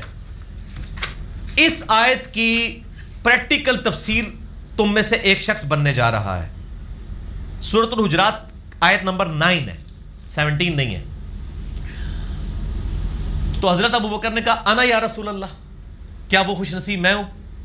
فرمایا لا، حالانکہ آپ علیہ السلام کی زبان سے کبھی لا نہیں نکلتا تھا، پورا اوائڈ کرتے تھے، نہ کا لفظ نہ بولوں، نہ بولو ہی نہ، اسی لیے کسی کو نہ کرتے بھی نہیں تھے، جو کچھ تھا لوگوں کو دے دیا کرتے تھے۔ مجھے ضمناً ایک حدیث یاد آ گئی صحیح بخاری میں، نبی علیہ السلام ایک چادر اوڑے ہوئے آئے باہر، ایک صحابی آیا، کیا رسول اللہ یہ چادر مجھے دے دیں۔ آپ اندر گئے، پچھلے باقی صاحب نے کہا حضور کے پاس تو اوڑھنے کے لیے اس وقت چادر ہی ہے، کیا تم نے وہی مانگ لی ہے؟ ٹھیک ہے، تو اس نے کہا میں نے تو اس لیے مانگی ہے کہ مجھے اس میں کفن دیا جائے، یہ صحیح بخاری میں حدیث ہے۔ نبی علیہ السلام آئے، اب آپ نے اوپر والی چادر بھی اتار لی، صرف تہمت پہنی ہوئی ہے، وہ چادر فولڈ کر کے اس کو گفٹ کر دی، لا آپ کرتے ہی نہیں تھے۔ اور صحابہ کہتے ہیں کہ واقعی اس صحابی کو پھر اسی چادر میں دفن بھی کیا گیا، اتنا خوش نصیب وہ شخص تھا۔ تو نبی علیہ السلام لا نہیں کرتے تھے۔ ابوبکر رضی اللہ تعالیٰ نے عرض کی یا رسول اللہ میں ہوں؟ فرمایا لا۔ حضرت عمر نے کہا انا یا رسول اللہ، کیا میں ہوں وہ خوش نصیب؟ فرمایا نہیں، بلکہ وہ خوش نصیب وہ ہے جو میری جوتیاں گانٹھ رہا ہے۔ صحابہ دوڑے مولا علی کی طرف کہ یار اتنی بڑی فضیلت مولا علی کے لیے جو ابوبکر عمر کو نہیں ملنے والی۔ تو حضرت علی سے انہوں نے کہا یا رسول، نبی علیہ السلام نے آپ کے بارے میں یہ فرمایا۔ حضرت علی مسکرا پڑے۔ صحابہ کہتے ہیں ہم سمجھ گئے کہ حضرت علی کو یہ بات پتہ تھی کہ انہوں نے آن دا بہاف آف پروفٹ مسلمانوں کے خلاف تلوار اٹھانی ہے۔ تو میرے بھائی جسے یہ پتہ ہو کہ اس نے نبی کے بہاف پہ تلوار اٹھانی ہے، اس کے بارے میں یہ کہنا کہ علی پچھتاتا تھا بعد میں، وہ جی مصنف ابن ابی شیبہ میں ہے کہ جنگ جمل میں جب مخالفین کی لاشیں دیکھیں تو مولا علی رو پڑے اور کہا کہ کاش میں صرف جنگ جمل سے 20 سال پہلے ہی فوت ہو جاتا۔ اور میرے بھائی وہ تو یہ روتے تھے کہ یہ دن نہ مجھے دیکھنا پڑتا۔ کہاں پہ علی جس نے 8 سال کی عمر میں نبی علیہ السلام کا ساتھ دیا اور اس کی زندگی میں رومن اور پرشین امپائرز گری، اور اسی کو اپنی زندگی میں یہ لمحہ دیکھنا پڑ رہا ہے کہ اسلامک ریاست ٹوٹتی جا رہی ہے، تو وہ تو یہی کہے گا نا کاش میں پہلے ہی مر چکا ہوتا، یہ برے دن نہ آتے مسلمانوں کے اوپر۔ جیسا کہ سیدہ مریم کو جب فرشتے نے آ کے بشارت دی کہ تیرے بیٹے کو ہم نشانی بنانے والے ہیں، تو انہوں نے کیا کہا تھا؟ سورہ مریم میں آتا ہے کاش میں مر کے مٹی ہو چکی ہوتی۔ تو کیا ان کو حضرت جبرائیل کی بشارت پہ یقین نہیں تھا؟ لیکن ظاہر ایک ٹینشن تو تھی، انسان تو تھے۔ حضرت سیدہ مریم کیا میں بچہ لے کے جاؤں گی؟ حالانکہ فرشتے نے پوری تسلی دی اللہ تیرے ساتھ ہے، لیکن انسان تو انسان ہے نا۔ تو یہ حضرت علی اپنی جنگ پہ نہیں پچھتاتے تھے، جس کو نبی کی مور لگی ہو وہ تو دھڑلے سے جنگ کرتا ہے، اسی لیے تینوں جنگوں میں کلین سویپ کیا ہے، جو آپ کرکٹ کی فیلڈ میں کہتے ہیں نا کلین بولڈ کیا ہے سب کو۔ صحابہ ساتھ تھے، تینوں بر اعظموں میں لوگ آپ کے ساتھ تھے، مولا علی کے ساتھ، تو پچھتاتے تھے۔ یہ شریف آدمی یہی ہوتا ہے کہ وہ مخالفین پہ بھی وہی روتا ہے، ٹھیک ہے۔ طلحہ کے بیٹے کی لاش پڑی ہوئی ہے تو مولا علی گریا کر رہے ہیں۔ نہج البلاغہ میں بھی ہے، مصنف ابن ابی شیبہ میں آپ جمل کا چیپٹر کھول کے پڑھ لیں۔ تو مولا علی مسکرا پڑے۔ صحابہ کہتے ہیں ہمیں پتہ چلا اچھا ان کو پتہ ہے کہ انہوں نے آن دا بہاف آف پروفٹ یہ جنگیں لڑنی ہیں۔ تیسری حدیث بخاری و مسلم کی متفق علیہ حدیث ہے، بخاری میں 2812، مسلم میں 7320، اور بخاری میں ایک اور طریق بھی ہے 447، 2812 بھی ہے 447 بھی۔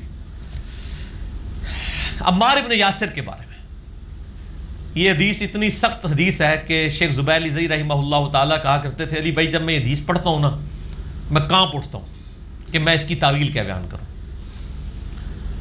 مسجد نبوی کی تعمیر کا موقع تھا یا خندق کا موقع تھا. بخاری مسلم کے الفاظ ہیں اور بخاری کا میں جو طریق پڑھ رہا ہوں 2812 انٹرنیشنل نمبر کے مطابق اسلام 360 میں بھی آپ دیکھ لیں 447. باقی اصحاب ایک ایک پتھر اٹھا کے لا رہے ہیں. اے پتھر تو اڈے لے نہیں اٹا وڈے وڈے وٹے. اور عمار ابن یاسر عمر اس وقت ان کی تقریباً 60 سال کے قریب تھی. 2 پتھر اٹھائے ہوئے. اتنا جوش مسجد نبوی کی تعمیر میں. نبی علیہ السلام نے دیکھا بڑا پیار آیا. اب دیکھیں نبی علیہ السلام کی کیفیت کیا ہوگی جن کو یہ بتایا جائے کہ آپ کے بعد اس کے ساتھ یہ ہونا ہے اس کے ساتھ یہ ہونا ہے. میں کہتا ہوں ہمیں اگر پتہ چل جائے اپنی زندگی میں کہ میرے فلاں فلاں کے ساتھ یہ ہونا ہے اس کی کیا حالت ہوگی.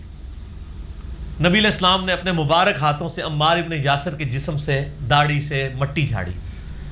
کہا وائے عمار افسوس ہے عمار تو ہی دین کے لیے اتنی خدمت کر رہا ہے. اے سمیہ کے بیٹے عمار وائے افسوس تجھے ایک باغی جماعت قتل کرے گی. تو انہیں اللہ اور جنت کی طرف بلا رہا ہوگا اور وہ باغی جماعت تجھے دوزخ کی طرف بلا رہی ہوگی. عمار کے مخالفین کو نبی علیہ السلام نے فرمایا باغی اور دوزخ کی طرف بلانے والی جماعت. سر یہ کسی شیعہ کا فتویٰ نہیں ہے کسی سنی کا فتویٰ نہیں نبی علیہ السلام کا فتویٰ ہے. صحیح بخاری 2812 اور 447. عمار نے کہا اے اللہ میں فتنوں سے تیری پناہ میں آتا ہوں. دعا ہی کر سکتے تھے تقدیر میں تو فیصلہ ہو چکا ہوا تھا. عمار ابن یاسر جنگ جمل سیدہ عائشہ طلحہ زبیر کیوں ہارے؟ عمار ابن یاسر مولا علی کے ساتھ تھے. جب کوئی مولا علی کے ساتھ عمار ابن یاسر کو دیکھتا تھا کہتے نا نا نا نا نا اس کے بارے میں تو نبی نے فرمایا ہوا ہے اسے باغی جماعت قتل کرے گی پیچھے ہٹ جاؤ. اس لیے سیدنا طلحہ بھی جنگ چھوڑ گئے حضرت زبیر بھی پیچھے ہٹ گئے جنگ جمل میں. اب مسند احمد میں حدیث ہے 16744 اور المستدرک للحاکم میں 5661. سلسلۃ الصحیحہ شیخ البانی کے 2008 ہے. امام ذہبی اور امام حاکم نے بھی اس حدیث کو صحیح کہا کہ ایک صلح حدیبیہ کا صحابی تھا ابو الغادیہ. مسند احمد میں ایک چیپٹر ہے مسند ابی الغادیہ وہی آپ کھول کے پڑھ لیں. اس کے ہاتھوں عمار ابن یاسر شہید ہو گئے. وہ حضرت معاویہ کی طرف سے آیا تھا اور یہ حضرت علی کی طرف سے. بعد میں پوری زندگی ابو الغادیہ روتے تھے کہ نبی علیہ السلام نے فرمایا تھا کہ عمار کا قاتل اور مال لوٹنے والا دوزخ میں ہے اور عمار کو وہ باغی جماعت قتل کرے گی کہ عمار ان کو جنت اور اللہ کی طرف بلائے گا اور وہ جماعت عمار کو دوزخ کی طرف بلائے گی وَلِعَوْذُ بِاللَّهِ تعالی. اور اس پہ شیخ البانی نے پھر بڑے کومنٹس کیے ہیں بڑے سخت کومنٹس کیے ہیں. آج وہ ٹائم نہیں میں اس کو ڈسکس کروں. آپ 5B ریسرچ پیپر پڑھ لیں آپ کو یہ ساری حدیثیں مل جائیں گی. شیخ البانی کو تو صرف اہل حدیث مانیں گے نا. تو بعض ابن حجر اسقلانی نے لکھا کہ جی وہ ابو الغادیہ چونکہ صلح حدیبیہ کا صحابی تھا اس لیے بخشا جائے گا. شیخ البانی نے کہا اللہ کے نبی سے ٹکر مت لو. صلح حدیبیہ والے سارے بخشے جائیں گے لیکن جس کو اسپیسیفائی حضور نے کر دیا کہ عمار کا قاتل اور مال لوٹنے والا دوزخ میں ہے آپ اس کو جنت کی گارنٹی کس طرح دے رہے ہیں وہ اسپیسیفک ہوگی. تو شیخ البانی نے بڑی جرت کی ہے. بہرحال یہاں پہ میں چونکہ بریلوی مکتبہ فکر کے حوالے سے ڈسکشن ہو رہی ہے اور دیوبند کے حوالے سے تو میں ان کو حوالہ دیتا ہوں ان کے ہی بڑے امام کا بہت بڑے امام ابن حجر اسقلانی نے فتح الباری لکھی صحیح بخاری کی شرح 852 ہجری میں فوت ہوئے. انہی کے زمانے میں ایک بہت بڑے حنفی عالم ہیں میں دل سے ان کی بڑی قدر کرتا ہوں کیونکہ وہ بھی حب اہل بیت رکھنے والے تھے. امام بدر الدین عینی حنفی رحمہ اللہ تعالی المتوفی 855 ہجری. ابن حجر 852 ہجری میں فوت ہوئے یہ 855 میں. دونوں نے ایک زمانے میں بخاری کی شرح لکھی ہے. ان کی شرح ہے فتح الباری ان کی ہے عمدۃ القاری. یہ حنفیوں کے مدرسے میں پڑھائی جاتی ہے. فقہ حنفی کو پورا ڈیفینڈ کرتے ہیں وہ. صحیح بخاری میں جب حدیث آئی نا 7083 جو حدیث ہے کہ جب ایک مسلمان دوسرے کے خلاف تلوار اٹھائے تو دونوں دوزخ میں. صحابہ نے پوچھا یا رسول اللہ قتل کرنے والے دوزخ میں مقتول کیوں؟ فرمایا اس نے تو اپنے بھائی کے قتل کا ارادہ کیا تھا. اس کی شرح کرتے ہوئے انہوں نے یہ ایشو ڈسکس کیا کہ صحابہ بھی تو آپس میں لڑے ہیں، اب ان دونوں میں سے کیا دونوں دوزخ میں جائیں گے؟ کریٹیکل ایشو تھا نا. اس ٹاپک کو میں ادھر ہی چھوڑتا ہوں. اس کو انشاءاللہ ایک دفعہ تو میں نے آپ کے ساتھ کوسچن آنسر میں ایڈریس بھی کیا. بہرحال میں صرف امام عینی کے کمنٹس بتاتا ہوں کہ امام عینی کے کمنٹس ورڈ بائی ورڈ، یہ آپ لوگوں کو میں نے ای میل بھی کر دی، اگر کوئی بعد میں منگوائے. یہ کمنٹس جو ہیں وہ غلام سعود سعیدی صاحب نے شرح صحیح مسلم میں بریلویوں نے خود نقل بھی کی ہیں. ورڈ بائی ورڈ امام عینی کیا کہتے ہیں؟ وہ کہتے ہیں انہوں نے علماء کی اور ائمہ کی رائے نقل کی کہ بھئی حضرت علی کے ماننے والے کو 2 اجر ملیں گے اور حضرت معاویہ کی جماعت کو 1 اجر ملے گا، جو آج بھی علماء کہہ رہے ہوتے ہیں جی دونوں ہی ٹھیک ہے. حالانکہ گھوڑا تو یہ بات کبھی نہیں مانے گا کہ ایک جنگ جس میں ہزاروں لوگ مر جائیں اور دونوں ہی ٹھیک ہوں، جبکہ نبی علیہ السلام بھی کہہ رہے ہوں کہ عمار جو ہے جنت کی طرف بلائے گا اور عمار کے مخالفین دوزخ کی طرف بلائیں گے، تو پھر سب دونوں بیک وقت کیسے ٹھیک ہو گئے؟ یہ دھوکہ آپ کسی اور کو دیں. تو جرت کرنے والے لوگ ہیں. امام عینی نے جرت کی ہے. انہوں نے کیا کہا؟ ورڈ بائی ورڈ امام عینی کے کمنٹ سنیں. میں کہتا ہوں کہ حضرت معاویہ کی خطا کو اجتہادی کیسے کہہ دیا جائے جبکہ ان کے اجتہاد پر کیا دلیل ہے؟ حالانکہ ان کو یہ حدیث پہنچ چکی تھی کہ عمار کو ایک باغی جماعت قتل کرے گی اور عمار کو حضرت معاویہ کے گروہ نے شہید کیا تھا. کیا حضرت معاویہ اس پہ راضی نہیں ہے کہ اللہ تعالیٰ ان کو برابر چھوڑ دے بجائے اس کے کہ وہ ایک اجر کی امید رکھتے ہوں؟ یہ جناب امام عینی کے کمنٹس ہیں. امام عینی وہ ہیں کہ حنفی شاید وضو کر کے ان کا نام لیں، بہت بڑے بزرگ ہیں، 855 ہجری میں فوت ہوئے ہیں. تو وہ کیا کہہ رہے ہیں کہ حضرت معاویہ اس پہ کیوں نہیں خوش ہوتے کہ اللہ تعالیٰ ان کو صحابی ہونے کی وجہ سے چھوڑ دے بجائے کہ آپ ان کو کہہ رہے ہیں 1 اجر ملے گا. کہ جب ان کو یہ حدیث بھی بعد میں پتہ چلا، یہ ان حدیثوں میں آتا ہے مسند احمد میں کہ بعد میں لوگوں نے آ کے بتایا بھی کہ یہ کیا ہو گیا ہے، تو انہوں نے پھر اپنی غلطی کی تعویل کی. انہوں نے کہا علی کیوں لے کے آیا تھا عمار کو ساتھ؟ نہ لے کے آتا تو نہ شہید ہوتا. پھر حضرت علی کو بھی غصہ آیا جب بات پہنچی. حضرت علی نے کہا کہ پھر معاویہ کو کہو کہ پھر حمزہ کا قاتل نبی علیہ السلام تھے، نہ لے کے جاتے تو نہ حمزہ قتل ہوتا. تو کہہ رہے کہ میں عمار کا قاتل ہوں، تو پھر حمزہ کے قاتل نبی علیہ السلام تھے کہ غزوہ احد میں ساتھ لے کے گئے. یعنی وہ بات اس کے اوپر تمام فقہاء نے لکھا ہے کہ پہلا شخص اس امت میں جس نے اپنی واضح غلطی کی غلط تعویل کی ہے وہ حضرت معاویہ رضی اللہ تعالیٰ عنہ ہے کہ انہوں نے حضرت عمار کے قتل کی اتنی غلط تعویل کی. بس میں اتنے ہی کمنٹس کے اوپر رہتا ہوں، میں پارلیمانی زبان سے آگے نہیں جانا چاہتا. تو یہ کمنٹس کیے، اور یہ جو کمنٹس ہیں یہ ان کے اپنے کمنٹس نہیں، امام نسائی کے بھی یہی کمنٹس ہیں. امام نسائی رحمہ اللہ جن کی یہ سنن نسائی پڑھی ہوئی ہے مسلم کے نیچے، اہل سنت کے مین امام ہے، 303 ہجری میں فوت ہوئے. جب دمشق گئے تو آپ کو پتا اسپین میں تو آل امیہ کی حکومت رہی، باقی جگہ آل عباس کی تھی، وہ تو سب و شتم ختم ہو گیا. دمشق میں لوگ حضرت علی پہ ابھی تک لعنت کرتے تھے، 300 سال گزر چکے تھے. تو حضرت امام نسائی کو بڑا غصہ آیا. انہوں نے پھر ارادہ کیا کہ میں حضرت علی کے فضائل پہ ایک کتاب لکھوں. انہوں نے ایک کتاب لکھی خصائص علی. ٹھیک ہے، خصائص علی 194 احادیث صرف مولا علی کی شان میں بیان کی. اور انہوں نے جب درس شروع کیا تو وہاں پہ لوگ ناسبی بیٹھے تھے. ناسبی وہ ہوتے ہیں جو حضرت علی سے بغض رکھتے ہیں، رافضی وہ ہوتے ہیں جو حضرت ابوبکر و عمر پہ سب و شتم کرتے ہیں. انہوں نے کہا جی حضرت معاویہ کی شان میں بھی کوئی حدیث بیان کریں. تو انہوں نے پہلے میرے لیے گل کی تھی کہ یار میری زبان بند رہنے دو. ان کا نہیں بتائیں. انہوں نے کہا کہ معاویہ کو اللہ تعالیٰ صحابی ہونے کی وجہ سے چھوڑ دے تو کیا تمہارے لیے کافی نہیں ہے؟ اور پھر کہا کہ مجھے تو معاویہ کے بارے میں صرف ایک صحیح حدیث پتہ ہے جو صحیح مسلم کے اندر موجود ہے کہ خدا اس کا پیٹ نہ بھرے. اب یہ ایک پورا ٹاپک ہے، صحیح مسلم میں حدیث ہے کہ نبی علیہ السلام نے ان کے بارے میں یہ بات کی تھی. وہ میرا آپ کلپ دیکھ لیں، رپلائی ٹو ڈاکٹر اسرار آن کیا حضرت معاویہ کاتب وحی تھے. وہ کاتب وحی والی بات جہاں سے لیتے ہیں اس میں پوری بات یہ بھی لکھی ہوئی ہے. میں اس کو سکپ کروں 5B میں، آپ خود پڑھ لیجئے گا. تو ان کا یہ حدیث ہی ہے. بس یہ بات کی تو ناسبی ان پہ ٹوٹ پڑے، ان کو اتنا مارا، ان کی شرمگاہ کے اوپر بھی ضربیں لگائی، حتیٰ کہ وہ قریب المرگ ہو گئے. تو انہوں نے وصیت کی کہ مجھے اسی حالت میں مکے لے جاؤ. مکے لے گئے اور ان کی خواہش تھی کہ اہل بیت کے گھر تھے نا مکے میں جہاں پہ، انہوں نے کہا مجھے وہاں پہ دفن کرنا.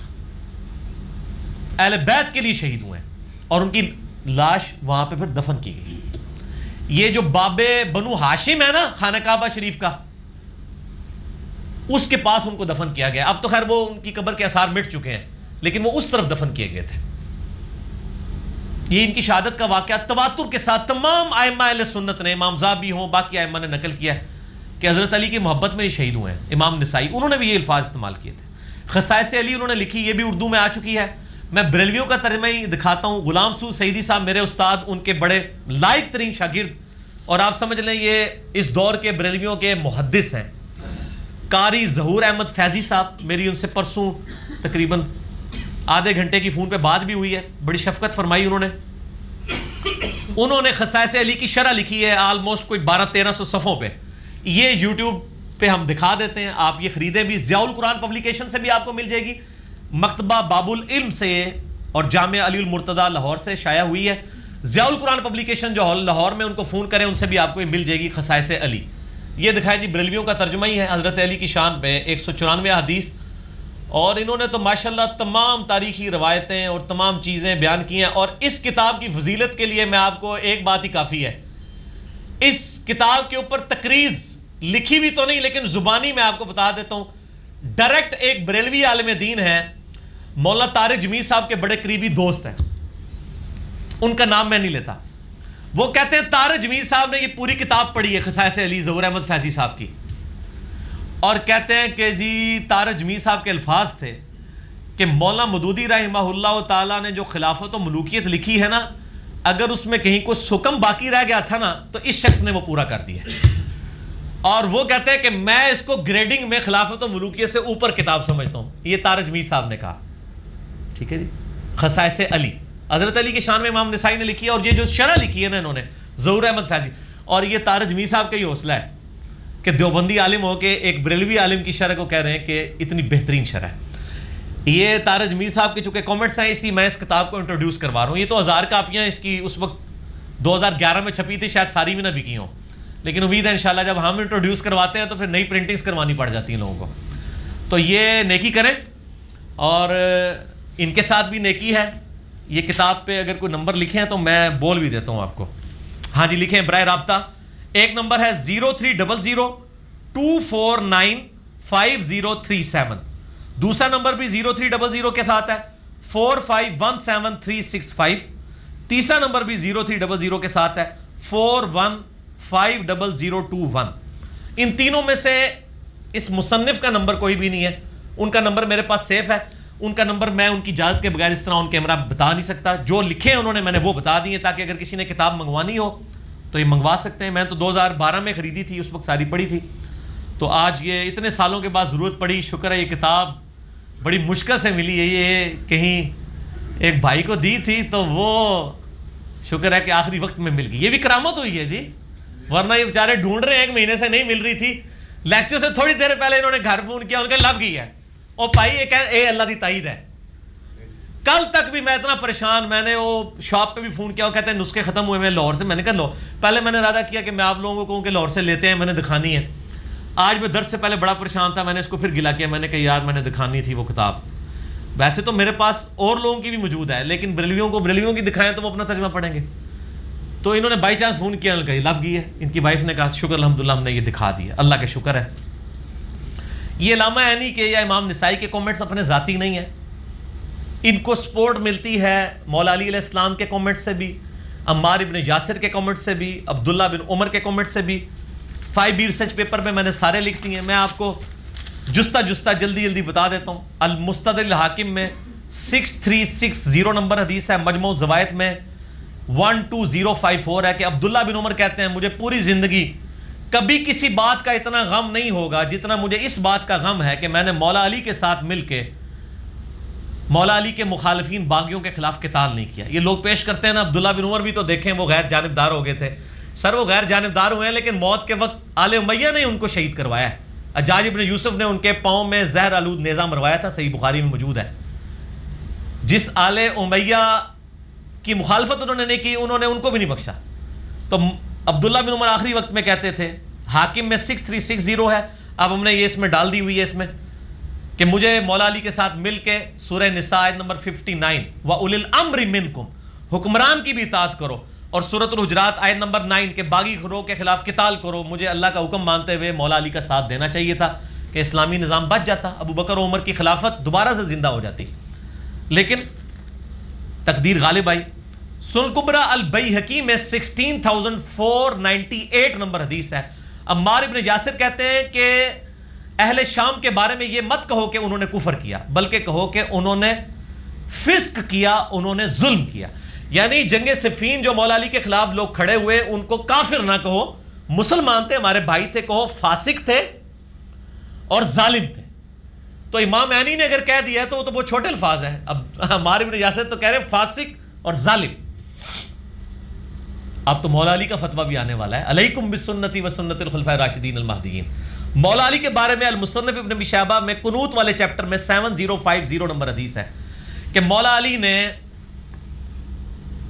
اپنی فجر اور عشاء کی نمازوں میں قنوت نازلہ پڑھی. اللہم علیک بمعاویہ و اشیائہ، اے اللہ معاویہ اور اس کے شیعہ کو نپٹ لے، عمر ابن عاص اور اس کے شیعہ کے ساتھ نپٹ لے، قیس اور ابا سلمہ کے شیعہ کے ساتھ تو نپٹ لے، ان کو تباہ و برباد کر کے ان کی وجہ سے خلافت کا نظام تباہ ہو رہا ہے.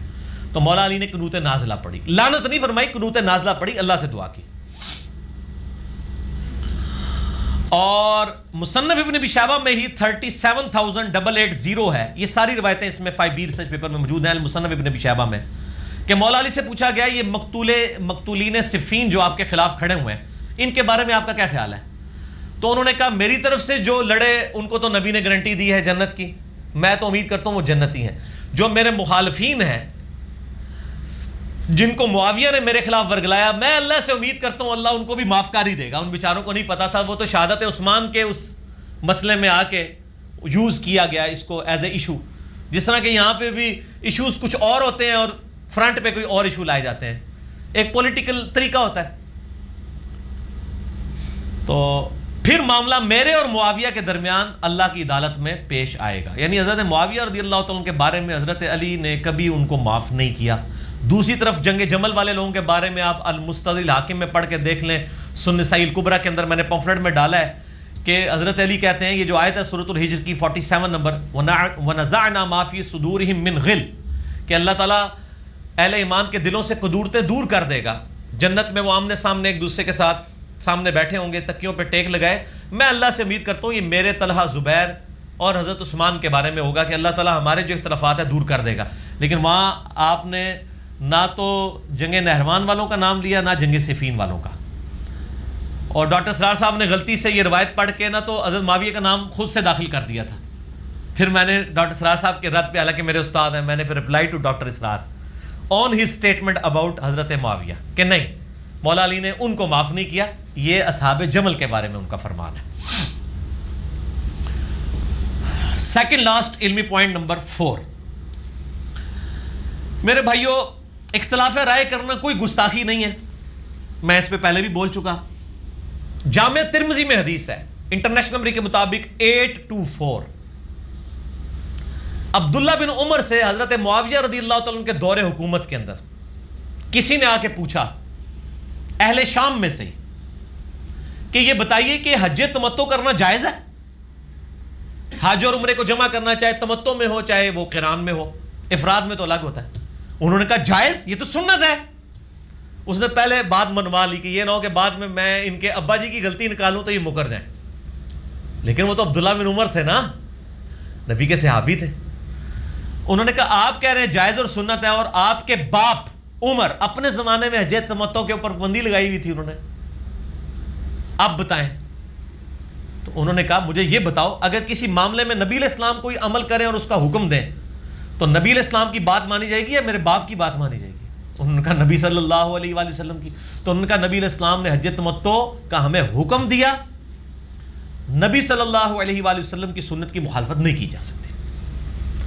تو حضرت عبداللہ بن عمر نے اپنے باپ سے مخالفت کر لی، اور باپ کون؟ خلیفہ راشد. تو اس کو کسی نے نہیں کہا یہ کوئی جناب مشاجرات صحابہ ڈسکس ہو گیا. اور یہ اہل حدیث بیان بھی کرتے ہیں اکثر اپنے ممبروں پہ جس سنت کو اسٹیبلش کرنا ہے. تو سنت صرف حضرت عمر پہ تو اسٹیبلش نہیں ہونی نا، اہل صفین، نہروان اور جمل والوں پہ بھی تو اسٹیبلش ہونی ہے. کہ آپ نے شیعہ کے والے کر دیا مولا حسن حسین کو، خود ریٹائرمنٹ لے لیا آپ نے، ایسا تو نہیں ہونا چاہیے. بخاری اور مسلم دونوں میں حدیث ہے، بخاری میں 6788، مسلم میں 4410. نبی علیہ السلام کو ایک فاطمہ نامی عورت کی چوری کا مقدمہ پیش ہوا اور سفارش کی گئی. آپ غصے میں آئے. آپ صلی اللہ علیہ وآلہ وسلم نے ممبر پہ چڑھ کے خطبہ دیا اور آپ نے فرمایا مجھے اللہ کے حقوق کے بارے میں سفارش کرتے ہو؟ تم سے اگلی قومیں اسی لیے ہلاک ہوئی کہ ان کے اشرافیہ کے لیے اور قوانین ہوتے تھے اور عام لوگوں کے لیے اور. اللہ کی قسم میری بیٹی فاطمہ بھی چوری کرتی تو میں اس کے بھی ہاتھ کٹوا دیتا. اس سے بات پتہ چلی کہ دین اسٹیبلش کرنے میں آپ نے یہ نہیں دیکھنا فاطمہ کون ہے، جنتی عورتوں کی سردار ہیں، بخاری مسلم میں حدیث ہے. اور نبی علیہ السلام فرما رہے ہیں اگر یہ بھی غلطی کرے اس کی بھی پکڑ ہوگی. تو پھر پکڑ کسی کی بھی ہو سکتی ہے. لہذا ان ٹاپکس کو ڈسکس کرتے ہوئے بعض کا شیطان آپ کو وسوسہ دلائے گا. میں اب یہی لفظ استعمال کرتا ہوں کہ جو نبی علیہ السلام نے فرمایا میرے صحابہ کو برا مت کہو، دوسری طرف آپ صلی اللہ علیہ وسلم خود ہی یہ کہہ رہے ہیں، تو آپ صلی اللہ علیہ وسلم کی دو احادیث میں تضاد کیوں ہے؟ تو یہ میں آپ کو کلیئر کرتا ہوں. تضاد نہیں ہے، یہ آپ کو نہیں سمجھ آ رہا. برا نہ کہو، گالی نہ دو، اس کا مطلب کچھ اور ہے. غلطی ہائی لائٹ کرنا نہیں ہے، ورنہ صحابہ تو خود ایک دوسرے کی غلطیاں ہائی لائٹ کرتے تھے، وفات کے بعد بھی کرتے تھے. عبداللہ بن عمر نے حضرت عمر کی وفات کے بعد ان کی غلطی ہائی لائٹ کی ہے. یہ حدیث جو میں نے کہا تھا نا میں اینڈ پہ بیان کروں گا، اب سن لیں. یہ بخاری میں حدیث ہے 3673 اور مسلم میں ہے 6488 انٹرنیشنل نمبر کے مطابق. لیکن ہمارے اہل سنت علماء جو ہے نا بخاری والا طریق بیان کرتے ہیں اور مسلم والا چھوڑ دیتے ہیں، اور بعض مسلم والا بیان کر کے اس کا آدھا حصہ چھوڑ دیتے ہیں. یہ پوری حدیث میں آپ کو بتاتا ہوں، میرے صحابہ کو برا مت کہو. یہ آدھی حدیث بیان کی ہے اور اتنی بڑی یہ علمی خیانت کی ہے علماء نے کہ اللہ تعالیٰ ان کو ہدایت دے. اور اسی لیے میرے پہ غصہ ہوتے ہیں کہ میں یہ چیزیں پبلکلی ہائی لائٹ کرتا ہوں. میرے پہ نا غصہ ہوں میرے بھائی، بخاری مسلم چور سے پہلے چور کی ماں کو مارے. اگر آپ مجھے چور سمجھتے ہیں تو میرے پاس تو اپنا نالج نہیں، میں تو ان کتابوں سے بیان کر رہا ہوں جو اہل سنت کی ہیں. تو صحیح مسلم میں 6488 نمبر حدیث ہے جو پورا کانٹیکسٹ ہے. یہ آپ نے کہاں فرمایا تھا؟ عبد الرحمن بن عوف اور خالد بن ولید کی لڑائی ہو گئی. خالد بن ولید رضی اللہ تعالیٰ عنہ نے جذبات میں آ کے عبد الرحمن بن عوف کو گالیاں نکال دی. صحیح مسلم 6488. آپ نے حضرت خالد بن ولید کو بلا کے ڈانٹا اور آپ فرمایا خالد تم میرے صحابہ کو برا مت کہو. اچھا خالد کون تھے؟ تو یہ کیوں کہہ دیا؟ آپ نے فرق کر دیا کہ خالد اس وقت صحابی تھا صلح حدیبیہ کے بعد کہ جب اسلام کا گولڈن پیریڈ شروع ہو چکا تھا، اور عبد الرحمن بن عوف اس وقت کا صحابی تھا پہلے 10 مسلمانوں میں سے جب اسلام قبول کرنے کا مطلب مار کھانا تھا. آپ فرمایا اب تم لوگ بعد میں کلمہ پڑھ کے میرے صحابہ کو برا کہہ رہے ہو. حالانکہ انہوں نے نہیں کہا یا رسول اللہ اسی بھی تے آئی ہیں پاوے تھوڑے درجے دیں، نہیں کہا انہوں نے. خالد میرے صحابہ کو برا مت کہہ. اگر تو اب یہ حضرت خالد بن ولید کو حضور نے کہا ہے صلی اللہ علیہ وسلم، اگر اب تم احد پہاڑ کے برابر بھی سونا خیرات کر دو تو میرے صحابہ نے جو ایک مد گندم خیرات کی تھی نا 600 گرام بنتی آدھا کلو گندم بھی تمہاری ان کی اور تمہارا احد پہاڑ کے برابر سونا برابر نہیں ہو سکتے، بلکہ اس کے نصف کو بھی نہیں پہنچ سکتے. وہ پاؤ گندم بھی خیرات کر دے نا، تم احد پہاڑ کے برابر بھی سونا خیرات کر دو. ہے خالد بن ولید، عبد الرحمن بن عوف کا مقابلہ تم نہیں کر سکتے. آپ دیکھیں انہوں نے یہ آدھی حدیث بیان کی میرے صحابہ کو برا مت کہو. اگر تم میں سے یہ تم سے مراد میرے بھائی بریلوی دیوبندی اہل حدیث شیعہ نہیں ہے، اس سے مراد بعد والے صحابہ ہیں. ہم تو طویل عام میں ہم بھی آ جائیں گے، طویل خاص میں وہ مراد ہیں. یہ انہوں نے اس لیے چھپایا چونکہ آل امیہ کے دور میں حضرت علی پہ ممبروں پہ لعنت ہوتی تھی. تو کوئی حدیث پڑھ لے تو کہ یار دیکھو جن کو نبی علیہ السلام نے سب سے پہلے صحابہ پہ لعنت کرنے سے منع کیا تھا وہ تو اپنے دور میں لعنت کرواتے رہے ہیں، اور آج چوتھے ملے ہمیں آپ لوگ منع کر رہے ہو. ان کو کیوں نہیں آپ برا کہتے؟ اگر غلطی ہے تو ان کی بھی ہے. یہ تو نہیں کہ فاطمہ نامی عورت چوری کرے گی تو اس کی چوری پہ ہاتھ کٹیں گے اور فاطمہ بنت محمد کرے تو نہیں کٹیں گے. نبی علیہ السلام فرمایا نہیں، دونوں کے کٹیں گے. دو اصول تو نہیں ہوں گے. چاہے صحابہ کے دور میں کسی نے حضرت علی پہ لعنت کی یا آج کے دور میں کوئی ابو بکر عمر پہ لعنت کرتا ہے، دونوں ایک لیول کے مجرم ہیں. بلکہ اگر آپ مجھ سے پوچھیں نا تو جس نے نبی کی صحبت کی ہوئی ہے اس کا جرم بڑا ہے، اس کو آپ بینیفٹ آف ڈاؤٹ نہیں دے سکتے. آج کے دور تک تو دین بھی کئی واسطوں سے لوگوں کے پاس، جو کوئی شیعہ تھا وہ شیعہ کے گھر دین اور طرح پہنچا، سنیوں کا اور طرح پہنچا، تو ان کو بینیفٹ آف ڈاؤٹ پھر بھی مل سکتا ہے اگر آپ کمپیئر کریں. اس زمانے میں لوگوں کو نہیں دیا جا سکتا، ان کے پاس تو ڈائریکٹ دین آیا تھا. لیکن افسوس کہ صلح حسن 41 ہجری سے لے کے 99 ہجری تک مسلسل 60 سال تک آل امیہ کے ممبروں پر لعنت ہوتی تھی. جمعے کے خطبوں میں نعوذ باللہ کہا جاتا تھا علی پر لعنت، علی سے محبت کرنے والوں پر لعنت، نعوذ باللہ من ذالک۔ یہ تو عمر بن عبدالعزیز نے آ کے بدعت ختم کی 99 ہجری میں جب وہ خلیفہ بنے، اسی لیے ان کو اسلام کا پہلا مجدد کہا جاتا ہے۔ تجدید انہوں نے کون سی کی ہے؟ ایسی تجدید کی کہ آج تک دوبارہ جرت نہیں ہوئی کسی کی۔ ان اللہ یأمر بالعدل والاحسان، سورہ النحل آیت نمبر 90 انہوں نے خطبے میں داخل کی۔ جلال الدین سیوطی نے تاریخ الخلفاء میں عمر بن عبدالعزیز کے چیپٹر میں سب کچھ لکھا ہے۔ یہ سارے ریفرنسز میرے 5B میں موجود ہیں، پریشان نہیں ہونا، میں بار بار کہہ رہا ہوں، سب کچھ لکھا ہوا ملے گا تمہیں۔ تو یہ جو سب و شتم ہوتا تھا، اس پہ میں 3 گھنٹے اور بول سکتا ہوں، میں صرف ایک حوالہ ہی دوں گا، ایک حوالہ، اور صحیح مسلم سے دوں گا۔ انٹرنیشنل نمبر کے مطابق 6229 نمبر حدیث ہے، مولا علی کے فضائل کے چیپٹر میں، صحیح مسلم میں، غدیر خم سے اگلی والی حدیث ہے یہ، کہ آل مروان میں سے، مروان بن حکم کون تھا؟ حضرت معاویہ کا گورنر، اور بعد میں یہ لوگ حکمران بھی بن گئے۔ آل مروان میں سے ایک شخص مدینے کا حکمران بنا کے بھیجا گیا، اس نے سہل ابن سعد السعدی صحابی کو، جو اصحاب بدر میں سے، ان کو ممبر پہ بلایا۔ یہ حدیث بخاری میں بھی ہے 3703، لیکن مسلم میں پوری ڈیٹیل ہے 6229۔ ممبر پہ بلا کر کہا کہ حضرت علی پر لعنت کرو، حضرت علی کو گالیاں دو، یشتیما کے الفاظ ہیں۔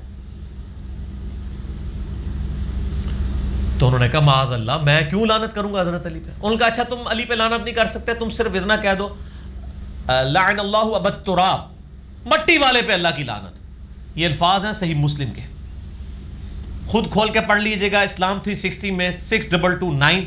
میرا ایک کلپ بھی پچھلے دنوں ریکارڈ ہوا، اس میں نے HD کیمرے میں دکھا بھی دی ہے، آج میں ٹائم بچانے کے لیے نہیں دکھا رہا۔ یہ کہتے ہیں نہیں وہ صحابہ پہ تنقید ہوتی تھی، لعنت نہیں ہوتی تھی، لعنت کے الفاظ ہیں صحیح مسلم 6229۔ تو سال بن سعد نے کہکا لگایا، انہوں نے کہا تم حضرت علی کی تحقیر کر رہے ہو کہ مٹی والے پہ اللہ کی لعنت، نعوذ باللہ۔ اور علی تو جتنا اس نام سے خوش ہوتے تھے، کسی اور نام سے خوش ہی نہیں ہوتے تھے، حالانکہ ان کی کنیت ابو الحسن تھی، لیکن انہوں نے اپنی کنیت ابو تراب رکھ لی تھی۔ تو اس شخص نے کہا کہ ایک تیر میں 2 شکار ہو جائیں گے، ایک تو حضرت علی کا نام بھی نہیں آئے گا، تو صحابی بس ممبر پہ آ کے کہہ دے کہ ابو تراب پہ اللہ کی لعنت، نعوذ باللہ۔ آپ یہ دیکھیں، یہ آج کے زمانے میں ایسا ہوتا ہے کہ حکمران ہمیں بلا کے کہ آؤ فلاں صحابی پہ لعنت کرو۔ اس لحاظ سے آج کا دور بہت بہتر ہے اس حوالے سے۔ یہ عمر بن عبدالعزیز کا تجدیدی کارنامہ ہے۔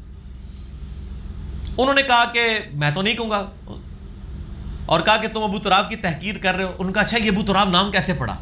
ان کا میں تمہیں بتاتا ہوں کہ ایک دفعہ سیدہ فاطمہ اور سیدنا علی کی آپس میں میاں بیوی تھے، چپکلش ہوئی، حضرت علی ناراض ہو کے گھر سے باہر چلے گئے، نبی علیہ السلام آئے، کہا کدھر ہے تیرا چچا کا لڑکا؟ کہ رسول اللہ، سیدہ فاطمہ نے عرض کی حضور ناراض ہو کے چلے گئے ہیں۔ آپ نے صحابہ کو دوڑایا کہ پتہ کرو علی کدھر ہے۔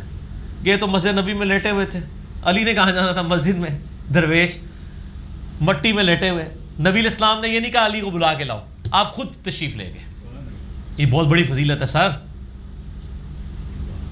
اور میں کہتا ہوں کہ صرف حضرت علی کو صحابی کہہ بھی دیتا نا کہ حضور تیرا پوچھ رہے تھے، تو انہوں نے فوراً اٹھ کے آ جانا تھا، وہ دیکھ کے آگے کا حضور میں دیکھے وہاں ہیں، جتنا آرڈر ملا تھا اتنی انہوں نے اوبے کیا۔ نبی علیہ السلام خود تشریف لے گئے، مبارک ہاتھوں سے حضرت علی کے جسم سے مٹی جھاڑی، کہا اٹھ ابو تراب، اٹھ ابو تراب، اے مٹی میں لپٹنے والے اٹھ۔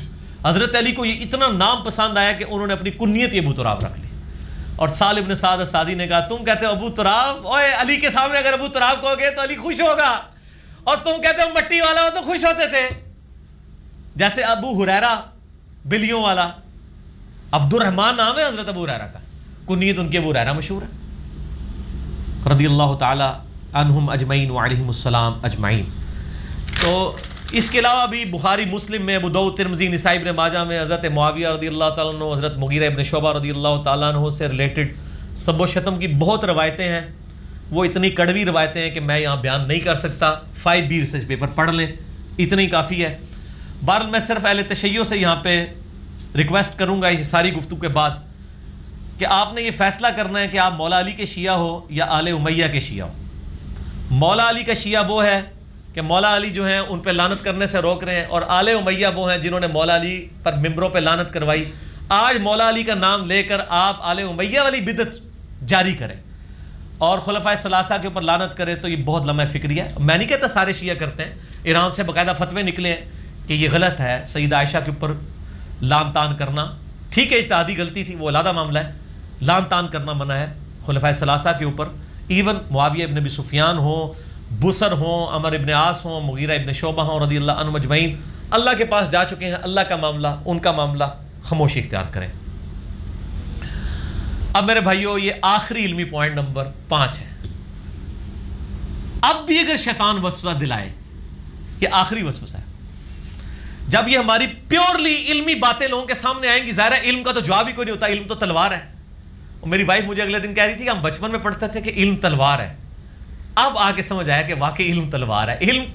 علم وہ تلوار ہے جس کے آگے ایٹم بم بھی کام نہیں کرتا. علم کو کون دبا سکتا ہے؟ علمی پوائنٹ نمبر 5. اس لیے میں علمی پوائنٹ کہتا ہوں. اب چونکہ علمی گفتگو ہے تو لوگ آپ کو نا، وہ جیسے ہم پڑھیں نا ایاک نعبد و ایاک نستعین، تو اب اس کا جواب تو کوئی نہیں دے سکتا. وہ کہتے ہیں نہیں وہ ایک شعر ہے نا جی وہ. اچھا جی پھر ایک کیا جاندہ ہے کہ سرکار غوث اعظم نظر قدم کرم خدارا، میرا خالی کاسا بھر دو میں فقیر ہوں تمہارا. یہ پھر شیخ عبد القادر جیلانی سے مدد کیوں مانگی جاتی ہے؟ ہم پیش کر رہے ہیں آیت، وہ آگے سے کیا پیش کر رہے ہیں؟ شعر. تو اس سے ہی ان کی کس پرسی ہے نا. یا وہ کہہ دیں گے سن فریاد پیراں دیا پیراں، میری فریاد سنی کن دھر کے ہو، بیڑا میرا وچ کپراں دے جتے مچ نہ بہندے ڈردے ہو. تو یہ سلطان باؤ نے شیخ عبد القادر جیلانی سے مدد کیوں مانگی؟ بھئی ہمیں کیا پتا انہوں نے مانگی بھی کہ نہیں مانگی، یہ ان کے شعر ہے بھی ہیں کہ نہیں ہیں، ان کو ہم بینیفٹ آف ڈاؤٹ دیتے ہیں. آپ آیات اور حدیث کے مقابلے پہ ان چیزوں کو پیش کر رہے ہیں. پھر ہم آپ کو بابی صحیح کہتے ہیں نا. نہ میں وابی نہ میں بابی، اور نہ میں وابی تو نہ میں بابی، نہ میں بابوں کا ماننے والا، نہ سو کارڈ جو آپ نے وابی کا لی رکھا. یہ میرا یوٹیوب پہ کلپ ضرور دیکھیں. نہ میں وابی نہ میں بابی. اس کے بعد آپ کو خبرناک اور حسب حال دیکھنے کی ضرورت نہیں پڑے گی انشاءاللہ. نہ میں وابی نہ میں بابی. تو اب وہ نا، اب کوئی دلیل تو نہیں ہوگی نا، تو شیطان کو کہے گا کہ تم بھی آگے سے نا ایک محاورہ بول دو، یہ حب علی نہیں ہے، بغض معاویہ ہے. اے آخری شیطانی حربہ ہے. دیکھیں میں نے کتنی ترتیب سے شیطانی حربے کور کی ہیں. انجینئرنگ کی تھی پائی، میں میکینیکل انجینئر ہاں، آنرز دے نار، پوزیشن ہولڈر الحمدللہ. انجینئرنگ کرنا ہوں میں، اس واسطے کرنا میرے مقابلے کے لیے انجینئر لانچ کرنا پڑے گا. اچھا میں یونیورسٹی میں بھی اپنے نوٹس، میرے نوٹس آج تک، مجھے یونیورسٹی چھوڑے ہوئے تقریباً 18 سال ہو گئے، ابھی بھی میرے نوٹس جو ہاتھ کے بنے ہوئے نا لوگ اس سے پڑھتے ہیں. تو یہ میں نے فن وہاں سے سیکھا ہے، پوائنٹس بنانا، چیزوں کو ڈسکس کرنا. تو یہ حب علی نہیں ہے، بغض معاویہ ہے. تو شعر کا جواب میں پہلے شعر سے کہتا ہوں. یہ تو ہے جعلی محاورہ. میں آپ کو اپنے امام کا پہلے شعر سناتا ہوں، شعر کا مقابلہ شعر سے، پھر شعراں اور میں حدیثاں بھی پیش کروں گا، پھر یہ ہماری گفتگو کروں. امام اہل سنت جو فقہ میں امام، منطق میں امام، حدیث میں امام، ان سے بڑا اہل سنت کا کوئی امام نہیں. امام محمد ابن ادریس الشافعی المتوفا 204 ہجری، احمد بن حنبل کے استاد، امام مالک کے شاگرد اور امام بخاری کے دادا استاد ہیں یہ امام شافعی. ان کو بھی اہل بیت کی محبت میں جب وہ اس قسم کی خلافت و ملوکیت پہ باتیں کرتے تھے، لوگوں نے کہا اے شیعہ ہو گیا. تو انہوں نے ایک شعر کہا جو دیوان الشافعی میں موجود ہے. اہل سنت کے تمام اسماء و رجال کے ائمہ نے اپنی کتابوں میں، ابن کثیر ہوں، امام زابی ہوں، ابن تیمیہ ہوں، نقل کیا ہے. انہوں نے پھر ایک شعر کہا، ان کان رفضا حب آل محمد، اگر بالفرض آل محمد کی محبت کا نام رافضی ہونا ہے، فلیشہد الثقلان انی رافضی، تو جن و انس گواہ ہو جاؤ میں رافضی ہوں. کتنا بڑا. میں اس پہ کہتا ہوں شیخ صاحب زندہ ہوتے میں کہتا کہ اگر نبی علیہ السلام کی محبت کا نام بریلوی ہونا ہے، اگر غلوف کے درجے میں نہ ہو تو میں بریلوی ہوں. اگر صحابہ کی عقیدت کا نام دیوبندی ہونا ہے، اگر غلوف کے درجے میں نہ ہو تو میں دیوبندی ہوں. اور اگر توحید کو اسٹیبلش کرنے کا نام، کتاب و سنت کو اسٹیبلش کرنے کا نام، اور اس کی مخالفت پہ کسی بڑے سے بڑے امام سے اختلاف کرنے کا نام اہل حدیث ہونا ہے تو میں اہل حدیث ہوں. اور رافضی تو مجھے کہنے کی ضرورت نہیں، امام شافعی نے خود ہی کہہ دیا کہ اگر اہل بیت کی محبت کا نام اور رافضی ہونا ہے. شیعہ بھی نہیں کہا، رافضی کہا، نٹوریس ورڈ یوز کیا. تو یہ حب علی نہیں، بغض معاویہ ہے. تو ہم یہ کہتے ہیں ان کان رفضا حب آل محمد فلیشہد الثقلان انی رافضی، جن و انس گواہ ہو جاؤ.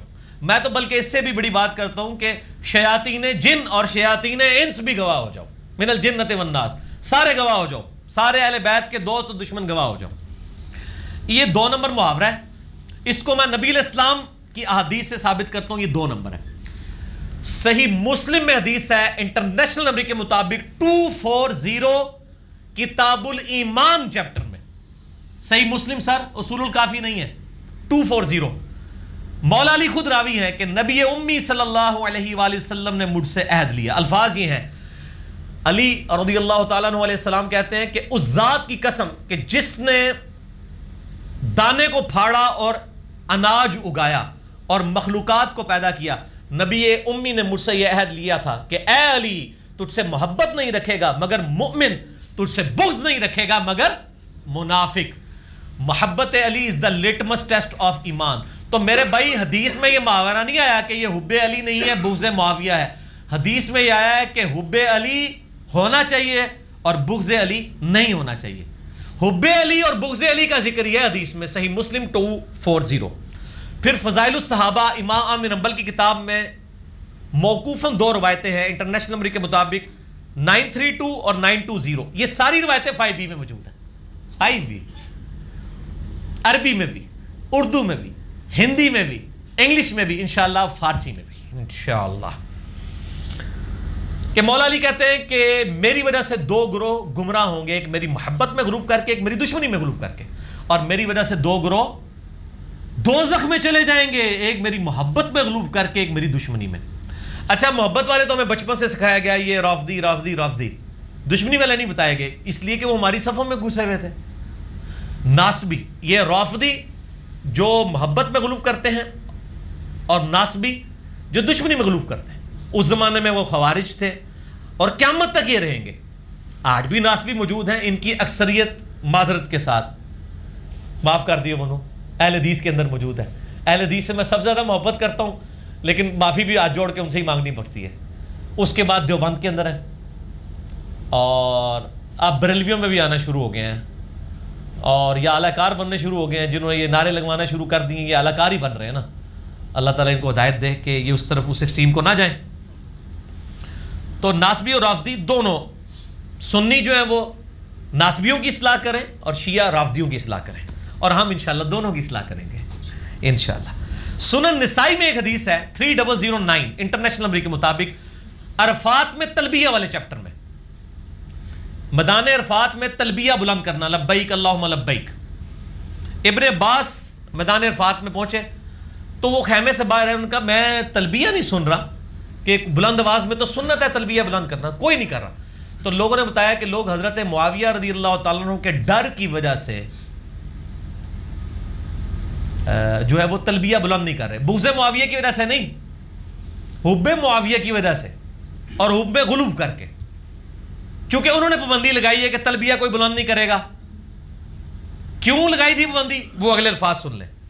عبداللہ بن عباس کہتے ہیں وہ نکلے خیمے سے بلند آواز سے ان کا لبیک اللہم لبیک قد ترک السنہ من بغض علی.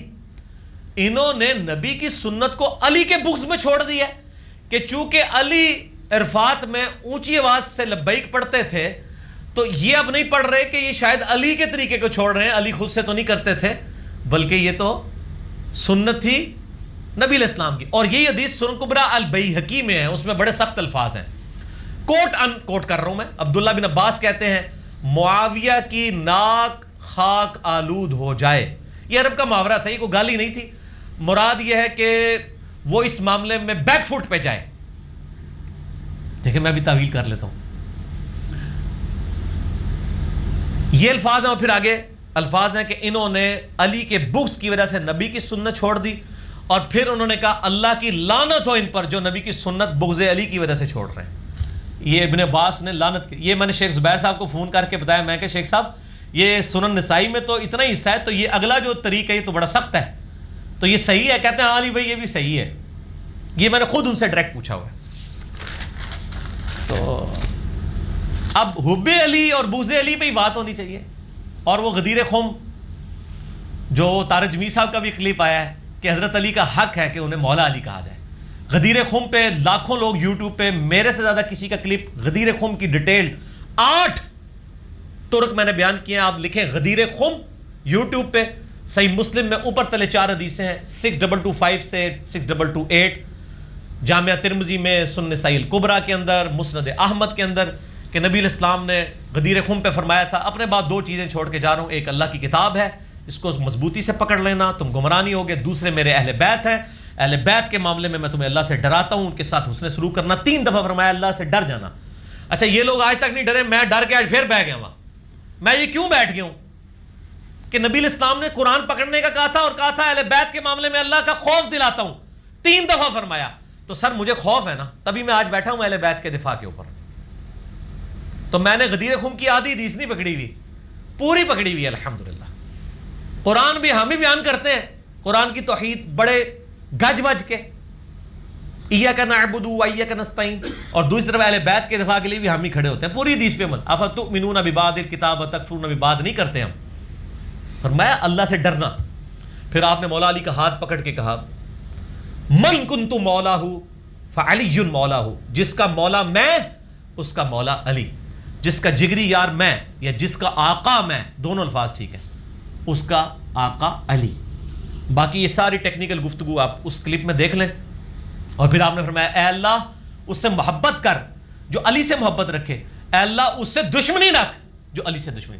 تو بغض علی اور حب علی ہے، حب علی بغض معاویہ یہ صرف آپ کے محاورے ہی ہیں، جس طرح آپ کے باقی اشعار چل رہے ہیں۔ اتنے مختصر وقت میں یہی کر سکتا تھا میرے بھائیوں۔ آخر میں 2 لیکچرز کا حوالہ دے رہا ہوں، وہ آپ دیکھ لیں۔ اہل تشیع کا مقدمہ میں نے اہل سنت کی عدالت میں پیش کیا ہے، مسئلہ 101، خلافت و ملوکیت صحیح مسئلہ خروج اور فکر حسین حق پرستی کی علامت ہے، مسئلہ نمبر 101 میرا دیکھ لیں۔ اور اہل سنت کا مقدمہ نہج البلاغہ کی روشنی میں، مولا علی کے 5 خطبات کی روشنی میں میں نے اہل تشیع کی عدالت میں پیش کیا ہے، مسئلہ 162A، خلافت راشدہ کے 30 سال نہج البلاغہ سے مولا علی علیہ السلام کے 5 خطبات کی روشنی میں۔ باقی 5B ریسرچ پیپر پڑھ لیں۔ تو آخر میں کہوں گا کہ آپ یہ نعرہ نہ لگائیں کہ بے گناہ بے خطا معاویہ معاویہ، بلکہ یہ نعرہ لگائیں بے گناہ بے خطا مصطفیٰ مصطفیٰ، مصطفیٰ جان رحمت پہ لاکھوں سلام، شمع بز میں ہدایت پہ لاکھوں سلام۔ ٹھیک ہے جی، تو اسی کے اوپر رہیں، آگے نہ جائیں۔ اہل سنت سے میں ریکویسٹ کروں گا کہ حضرت معاویہ رضی اللہ تعالیٰ عنہ کی صحابیت کا احترام ضرور کریں، مگر غلو نہ کریں، دعا کریں ربنا اغفر لنا ولاخواننا الذین سبقونا بالایمان۔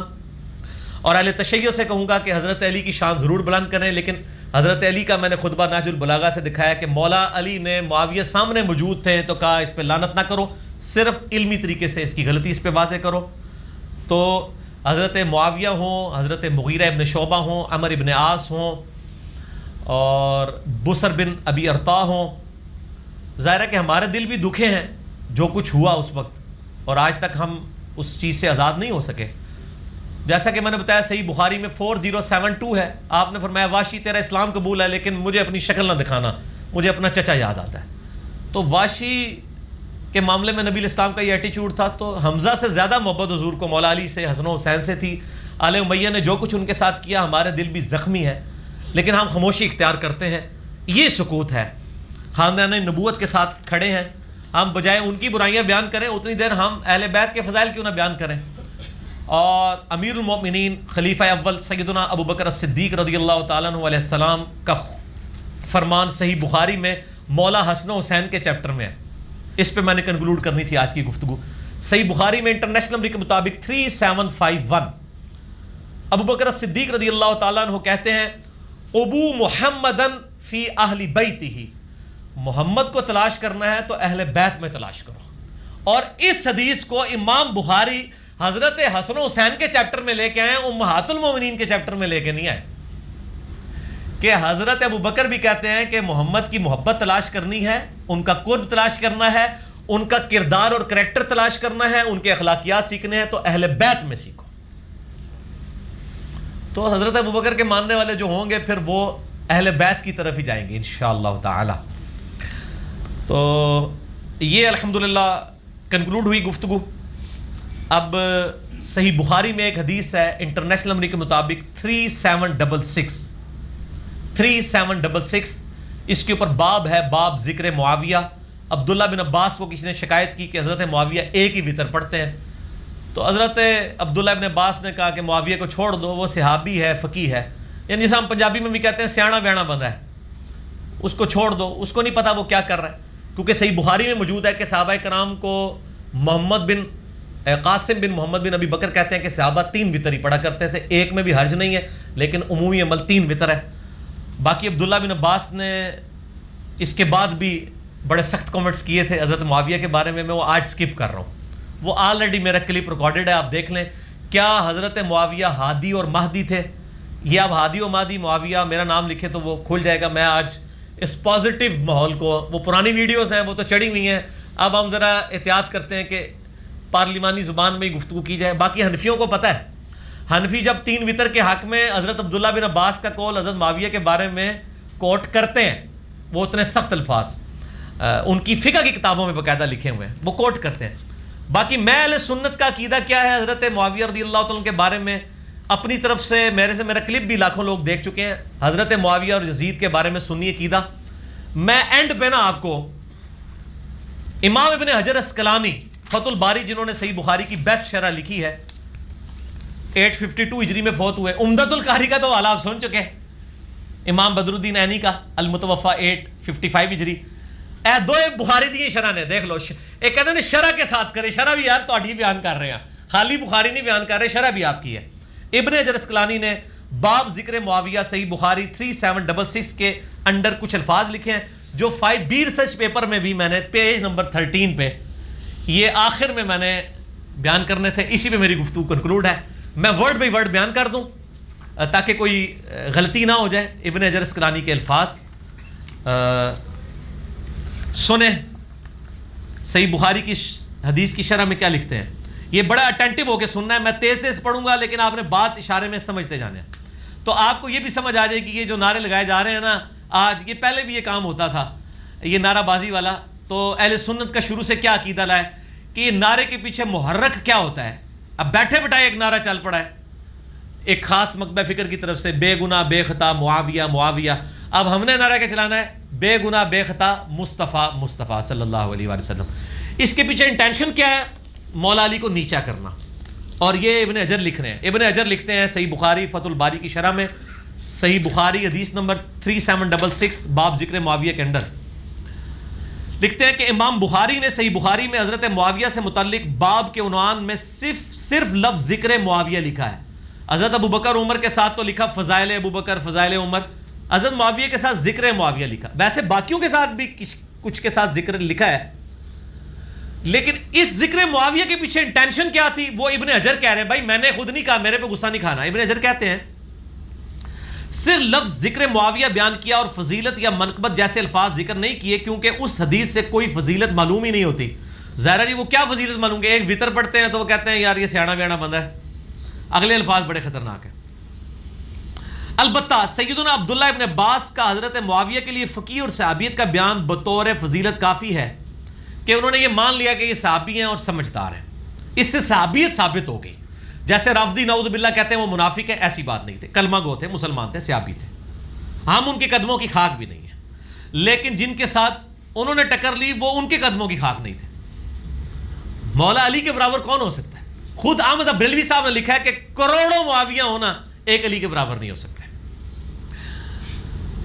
تاہم امام ابن ابی عاصم نے حضرت معاویہ کے مناقب میں ایک رسالہ لکھا ہے۔ اسی طرح کا کام ابو عمر غلام اور ابو بکر نقاش نے بھی کیا، اور امام ابن جوزی نے بھی من گھڑت احادیث کی نشاندہی کرنے والی ان کی مشہور کتاب الموضوعات، موضوعات شریف میں بھی حضرت معاویہ کی فضیلت آئی ہے۔ من گھڑت احادیث موضوعات شریف میں بھی کچھ روایات ذکر کر کے امام اسحاق بن راہویہ کا یہ قول بھی نقل کیا ہے کہ حضرت معاویہ کی فضیلت میں صحابیت کے سوا کوئی چیز ثابت نہیں ہے۔ امام ابن حجر اسقلانی مزید لکھتے ہیں کہ یہی وجہ ہے کہ امام بخاری نے اپنے استاد امام اسحاق بن راہویہ پر اعتماد کرتے ہوئے حضرت معاویہ کے ذکر میں لفظ فضیلت یا منقبت استعمال نہیں کیا، بلکہ صرف ذکر معاویہ لکھا اور ان الفاظ سے گریز کیا۔ تاہم اپنی گہری نظر سے ایسا استنباط فرمایا، یعنی حضرت معاویہ کو صحابی ثابت کیا کہ جس سے روافض کی سرکوبی ہو۔ اور امام نسائی کا واقعہ تو بڑا مشہور ہے، جو میں نے بتایا ان کو شہید کیا تھا ناسبیوں نے، وہ میں بیان کر چکا ہوں۔ انہوں نے بھی، ان کے استاد بھی امام اسحاق ہیں، امام اسحاق اور امام احمد بن حنبل یہ ایک زمانے کے ہیں، اور یہ استاد کس کے ہیں؟ امام نسائی کے بھی اور امام بخاری کے بھی۔ وہ کہتے ہیں امام نسائی نے بھی اپنے استاد امام اسحاق بن راہوے کے قول پر اعتماد کیا اور اپنی مشہور کتاب فضائل الصحابہ، سنن نسائی الکبریٰ کا ایک چیپٹر ہے فضائل صحابہ، اس میں انہوں نے درجنوں صحابہ پہ باب باندھے، حضرت معاویہ کی فضیلت پہ کوئی حدیث نہیں لی ہے۔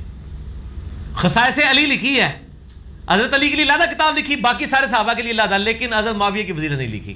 اسی لیے نہیں، وہ امام ابن حجر کہہ رہے ہیں اس لیے نہیں لکھی کہ وہ اپنے استاد پر اعتماد کرتے تھے، اور حضرت معاویہ کی فضیلت میں کوئی حدیث جمع نہیں کی۔ اور پھر امام حاکم کا بھی قصہ ہے، امام حاکم جن کا میں نے آپ کو دکھایا ہے، امام حاکم نے بھی، اللہ دے بندے ہو، امام حاکم نے کئی سو صحابہ پہ چیپٹر باندھا ہے مستدل الحاکم میں، حضرت معاویہ کا نام تک نہیں لکھا، تو جان بوجھ کے کیا نا، ورنہ ایک شخص مسلمانوں کا 40 سال حکمران رہا ہے، 20 سال یعنی حضرت عمر اور حضرت عثمان کے انڈر آلموسٹ، اور 20 سال خود، تو بھول گئے ہیں؟ بھولے نہیں ہیں، وہ مانتے ہی نہیں تھے ان فضیلتوں کو۔ یہ ان کی بات کر رہا ہوں، میری نہیں، میرا تو کاتب وحی پہ کلپ ریکارڈ ہے، آپ لکھ دیں کیا حضرت معاویہ کاتب وحی تھے تو آپ کو پورے حقائق پتہ چل جائیں گے۔ ہم کاتب وحی مانتے ہیں لیکن اس کے ساتھ اور بھی بہت کچھ تھا، وہ ہم نہیں بتانا چاہتے ابھی، وہ کلپ آپ دیکھ لیں۔ امام نے جوزی نے عبداللہ بن احمد بن حنبل سے نقل کیا ہے، اب یہ وہ وجہ آنے لگی ہے کہ احمد بن حنبل کا بیٹا احمد بن حنبل سے پوچھتا ہے، سنیں جی یہ کنکلوڈنگ الفاظ ہیں، ان کا مکالمہ نقل کیا کہ وہ اپنے والد امام احمد بن حنبل سے پوچھتے ہیں کہ سیدنا علی اور حضرت معاویہ کے اختلافات سے متعلق آپ کی کیا رائے ہے۔ ابن حجر اسقلانی نقل کر رہا ہے ابن جوزی سے، المتوفہ 597 ہجری، جو شیخ عبد القادر جیلانی المتوفہ 571 ہجری کے شاگرد ہیں امام ابن جوزی، جنہوں نے یزید کے خلاف کتاب لکھی ہے الرد علی المتعصب العنید المانع من ذنب یزید، یہ اس سرکش کا رد ہے جو یزید کو برا نہیں کہتا، جس کا ترجمہ شاہ نفیس اکیڈمی دیوبند نے لاہور سے شائع کیا، اور میں نے وہ سینکڑوں میں مفت بانٹا تھا، وہ ہماری ویب سائٹ پہ وہ بک نمبر 9 اور 10 موجود ہے اہلسنتپاک.com پہ۔ امام نے جوزی نے یزید کے رد پہ کتاب لکھی ہے، یہ اس کا حوالہ دے رہے ہیں کہ وہی امام نے جوزی احمد بن حنبل سے نقل کرتے ہیں، ان کے بیٹے سے، کہ انہوں نے احمد بن حنبل سے پوچھا کہ امام صاحب یہ حضرت علی اور معاویہ کا کیا قصہ ہے، آپ کی کیا رائے ہے؟ احمد بن حنبل نے تھوڑی دیر تک سر جھکائے رکھا۔ یہ وہی بات ہے، جب بات کریٹیکل ہونا پھر سوچنا پڑتا ہے کہ میں اب ایسا بیلنس گفتگو کروں، کم جملے بولوں، بات بھی کنوے ہو جائے۔ پھر سر اٹھایا، کہا میرے بیٹے خوب سمجھ لے کہ علی کے دشمن بہت تھے جنہوں نے پوری کوشش کی کہ علی کے عیب تلاش کیے جائیں، مگر وہ ناکام رہے۔ چنانچہ ان دشمنوں نے ایک متبادل چال کے طور پر اس دوسرے شخص معاویہ کو مقصد براری کے لیے موزوں پایا جو کہ علی سے جنگ کر چکا تھا، چنانچہ ان دشمنوں نے علی کے مقابلے پر معاویہ کو بڑھا چڑھا کر پیش کیا۔ انہوں نے کہا علی نو تو نیوا نہیں کر سکتے نا کہ تو من کن تو مولا ختم کریے۔ المستدرک للحاکم میں صحیح سند کے ساتھ احمد بن حنبل کا یہ قول ہے، میں نے اس میں نقل کیا ہے، وہ کہتے ہیں کہ ذخیرہ حدیث میں حضرت ابوبکر عمر عثمان کی شان میں بھی اتنی حدیثیں نہیں ہیں جتنی حضرت علی کی شان میں۔ یہ امام حاکم نیشا پوری نے مستدرک الحاکم حدیث کی کتاب میں احمد بن حنبل کا قول نقل کیا، میں نے 5B میں ڈالا ہے۔ اب وہ حدیثیں تو ختم نہیں کر سکتے تھے، آپ خود بھی ذرا گن کے دیکھ لیں تو آپ کو پتہ چل جائے گا۔ تو احمد بن حنبل کی اپنی کتاب فضائل الصحابہ اٹھا لیں، میں کہتا ہوں کہ 150-200 صفحے صرف حضرت علی کے اوپر ہے۔ تو کہتے ہیں کہ حضرت علی کو تو نیچا نہیں کر سکتے، انہوں نے ایک چال چلی کہ معاویہ کو اونچا کر دیں، اچھا ان کو بڑھا چڑھا کر پیش کیا۔ ابن حجر اسقلانی اس پہ لکھتے ہیں کہ امام احمد بن حنبل کے اس جواب میں یہ اشارہ ہے کہ کچھ لوگوں نے حضرت معاویہ کے لیے بے بنیاد فضائل گھاڑ لیے جن کی کوئی اصل نہیں تھی۔ یہ حقیقت ہے کہ حضرت معاویہ کے لیے روایتیں فضیلت تو بہت آئی ہیں، مگر ان احادیث میں سے کوئی بھی اصول محدثین پر اسنادی حیثیت سے صحیح نہیں ہے۔ یہ کون کہہ رہا ہے؟ ابن حجر اسقلانی۔ وہ میرے خلاف کلپ چڑھاتے ہیں، کہتے ہیں ابن حجر نے تو نقل کیا۔ ابن حجر تو خود کمنٹس کر رہا ہے کہ احمد بن حنبل نے جو باتیں کی بالکل ٹھیک ہیں، اسی بھی چیک کر لیں۔ اسی لیے امام اسحاق بن راہوے اور امام نسائی نے اس موقف کو بڑے یقین سے اختیار کیا ہے کہ حضرت معاویہ کے لیے صحابیت کے سوا کوئی فضیلت بھی ثابت نہیں ہے۔ یہ ابن حجر کے کمنٹس ختم ہوئے ہیں۔ میرا خیال ہے عقل مند کے لیے اشارہ کافی ہے، ہم نے اتنا کچھ بیان کر دیا۔ باقی دنیا میں سنی شیعہ کنفلکٹ پہ جہاں پہ بات ہوتی ہے سوشل میڈیا پہ، اللہ کے فضل سے ہماری ویڈیو سامنے آتی ہیں۔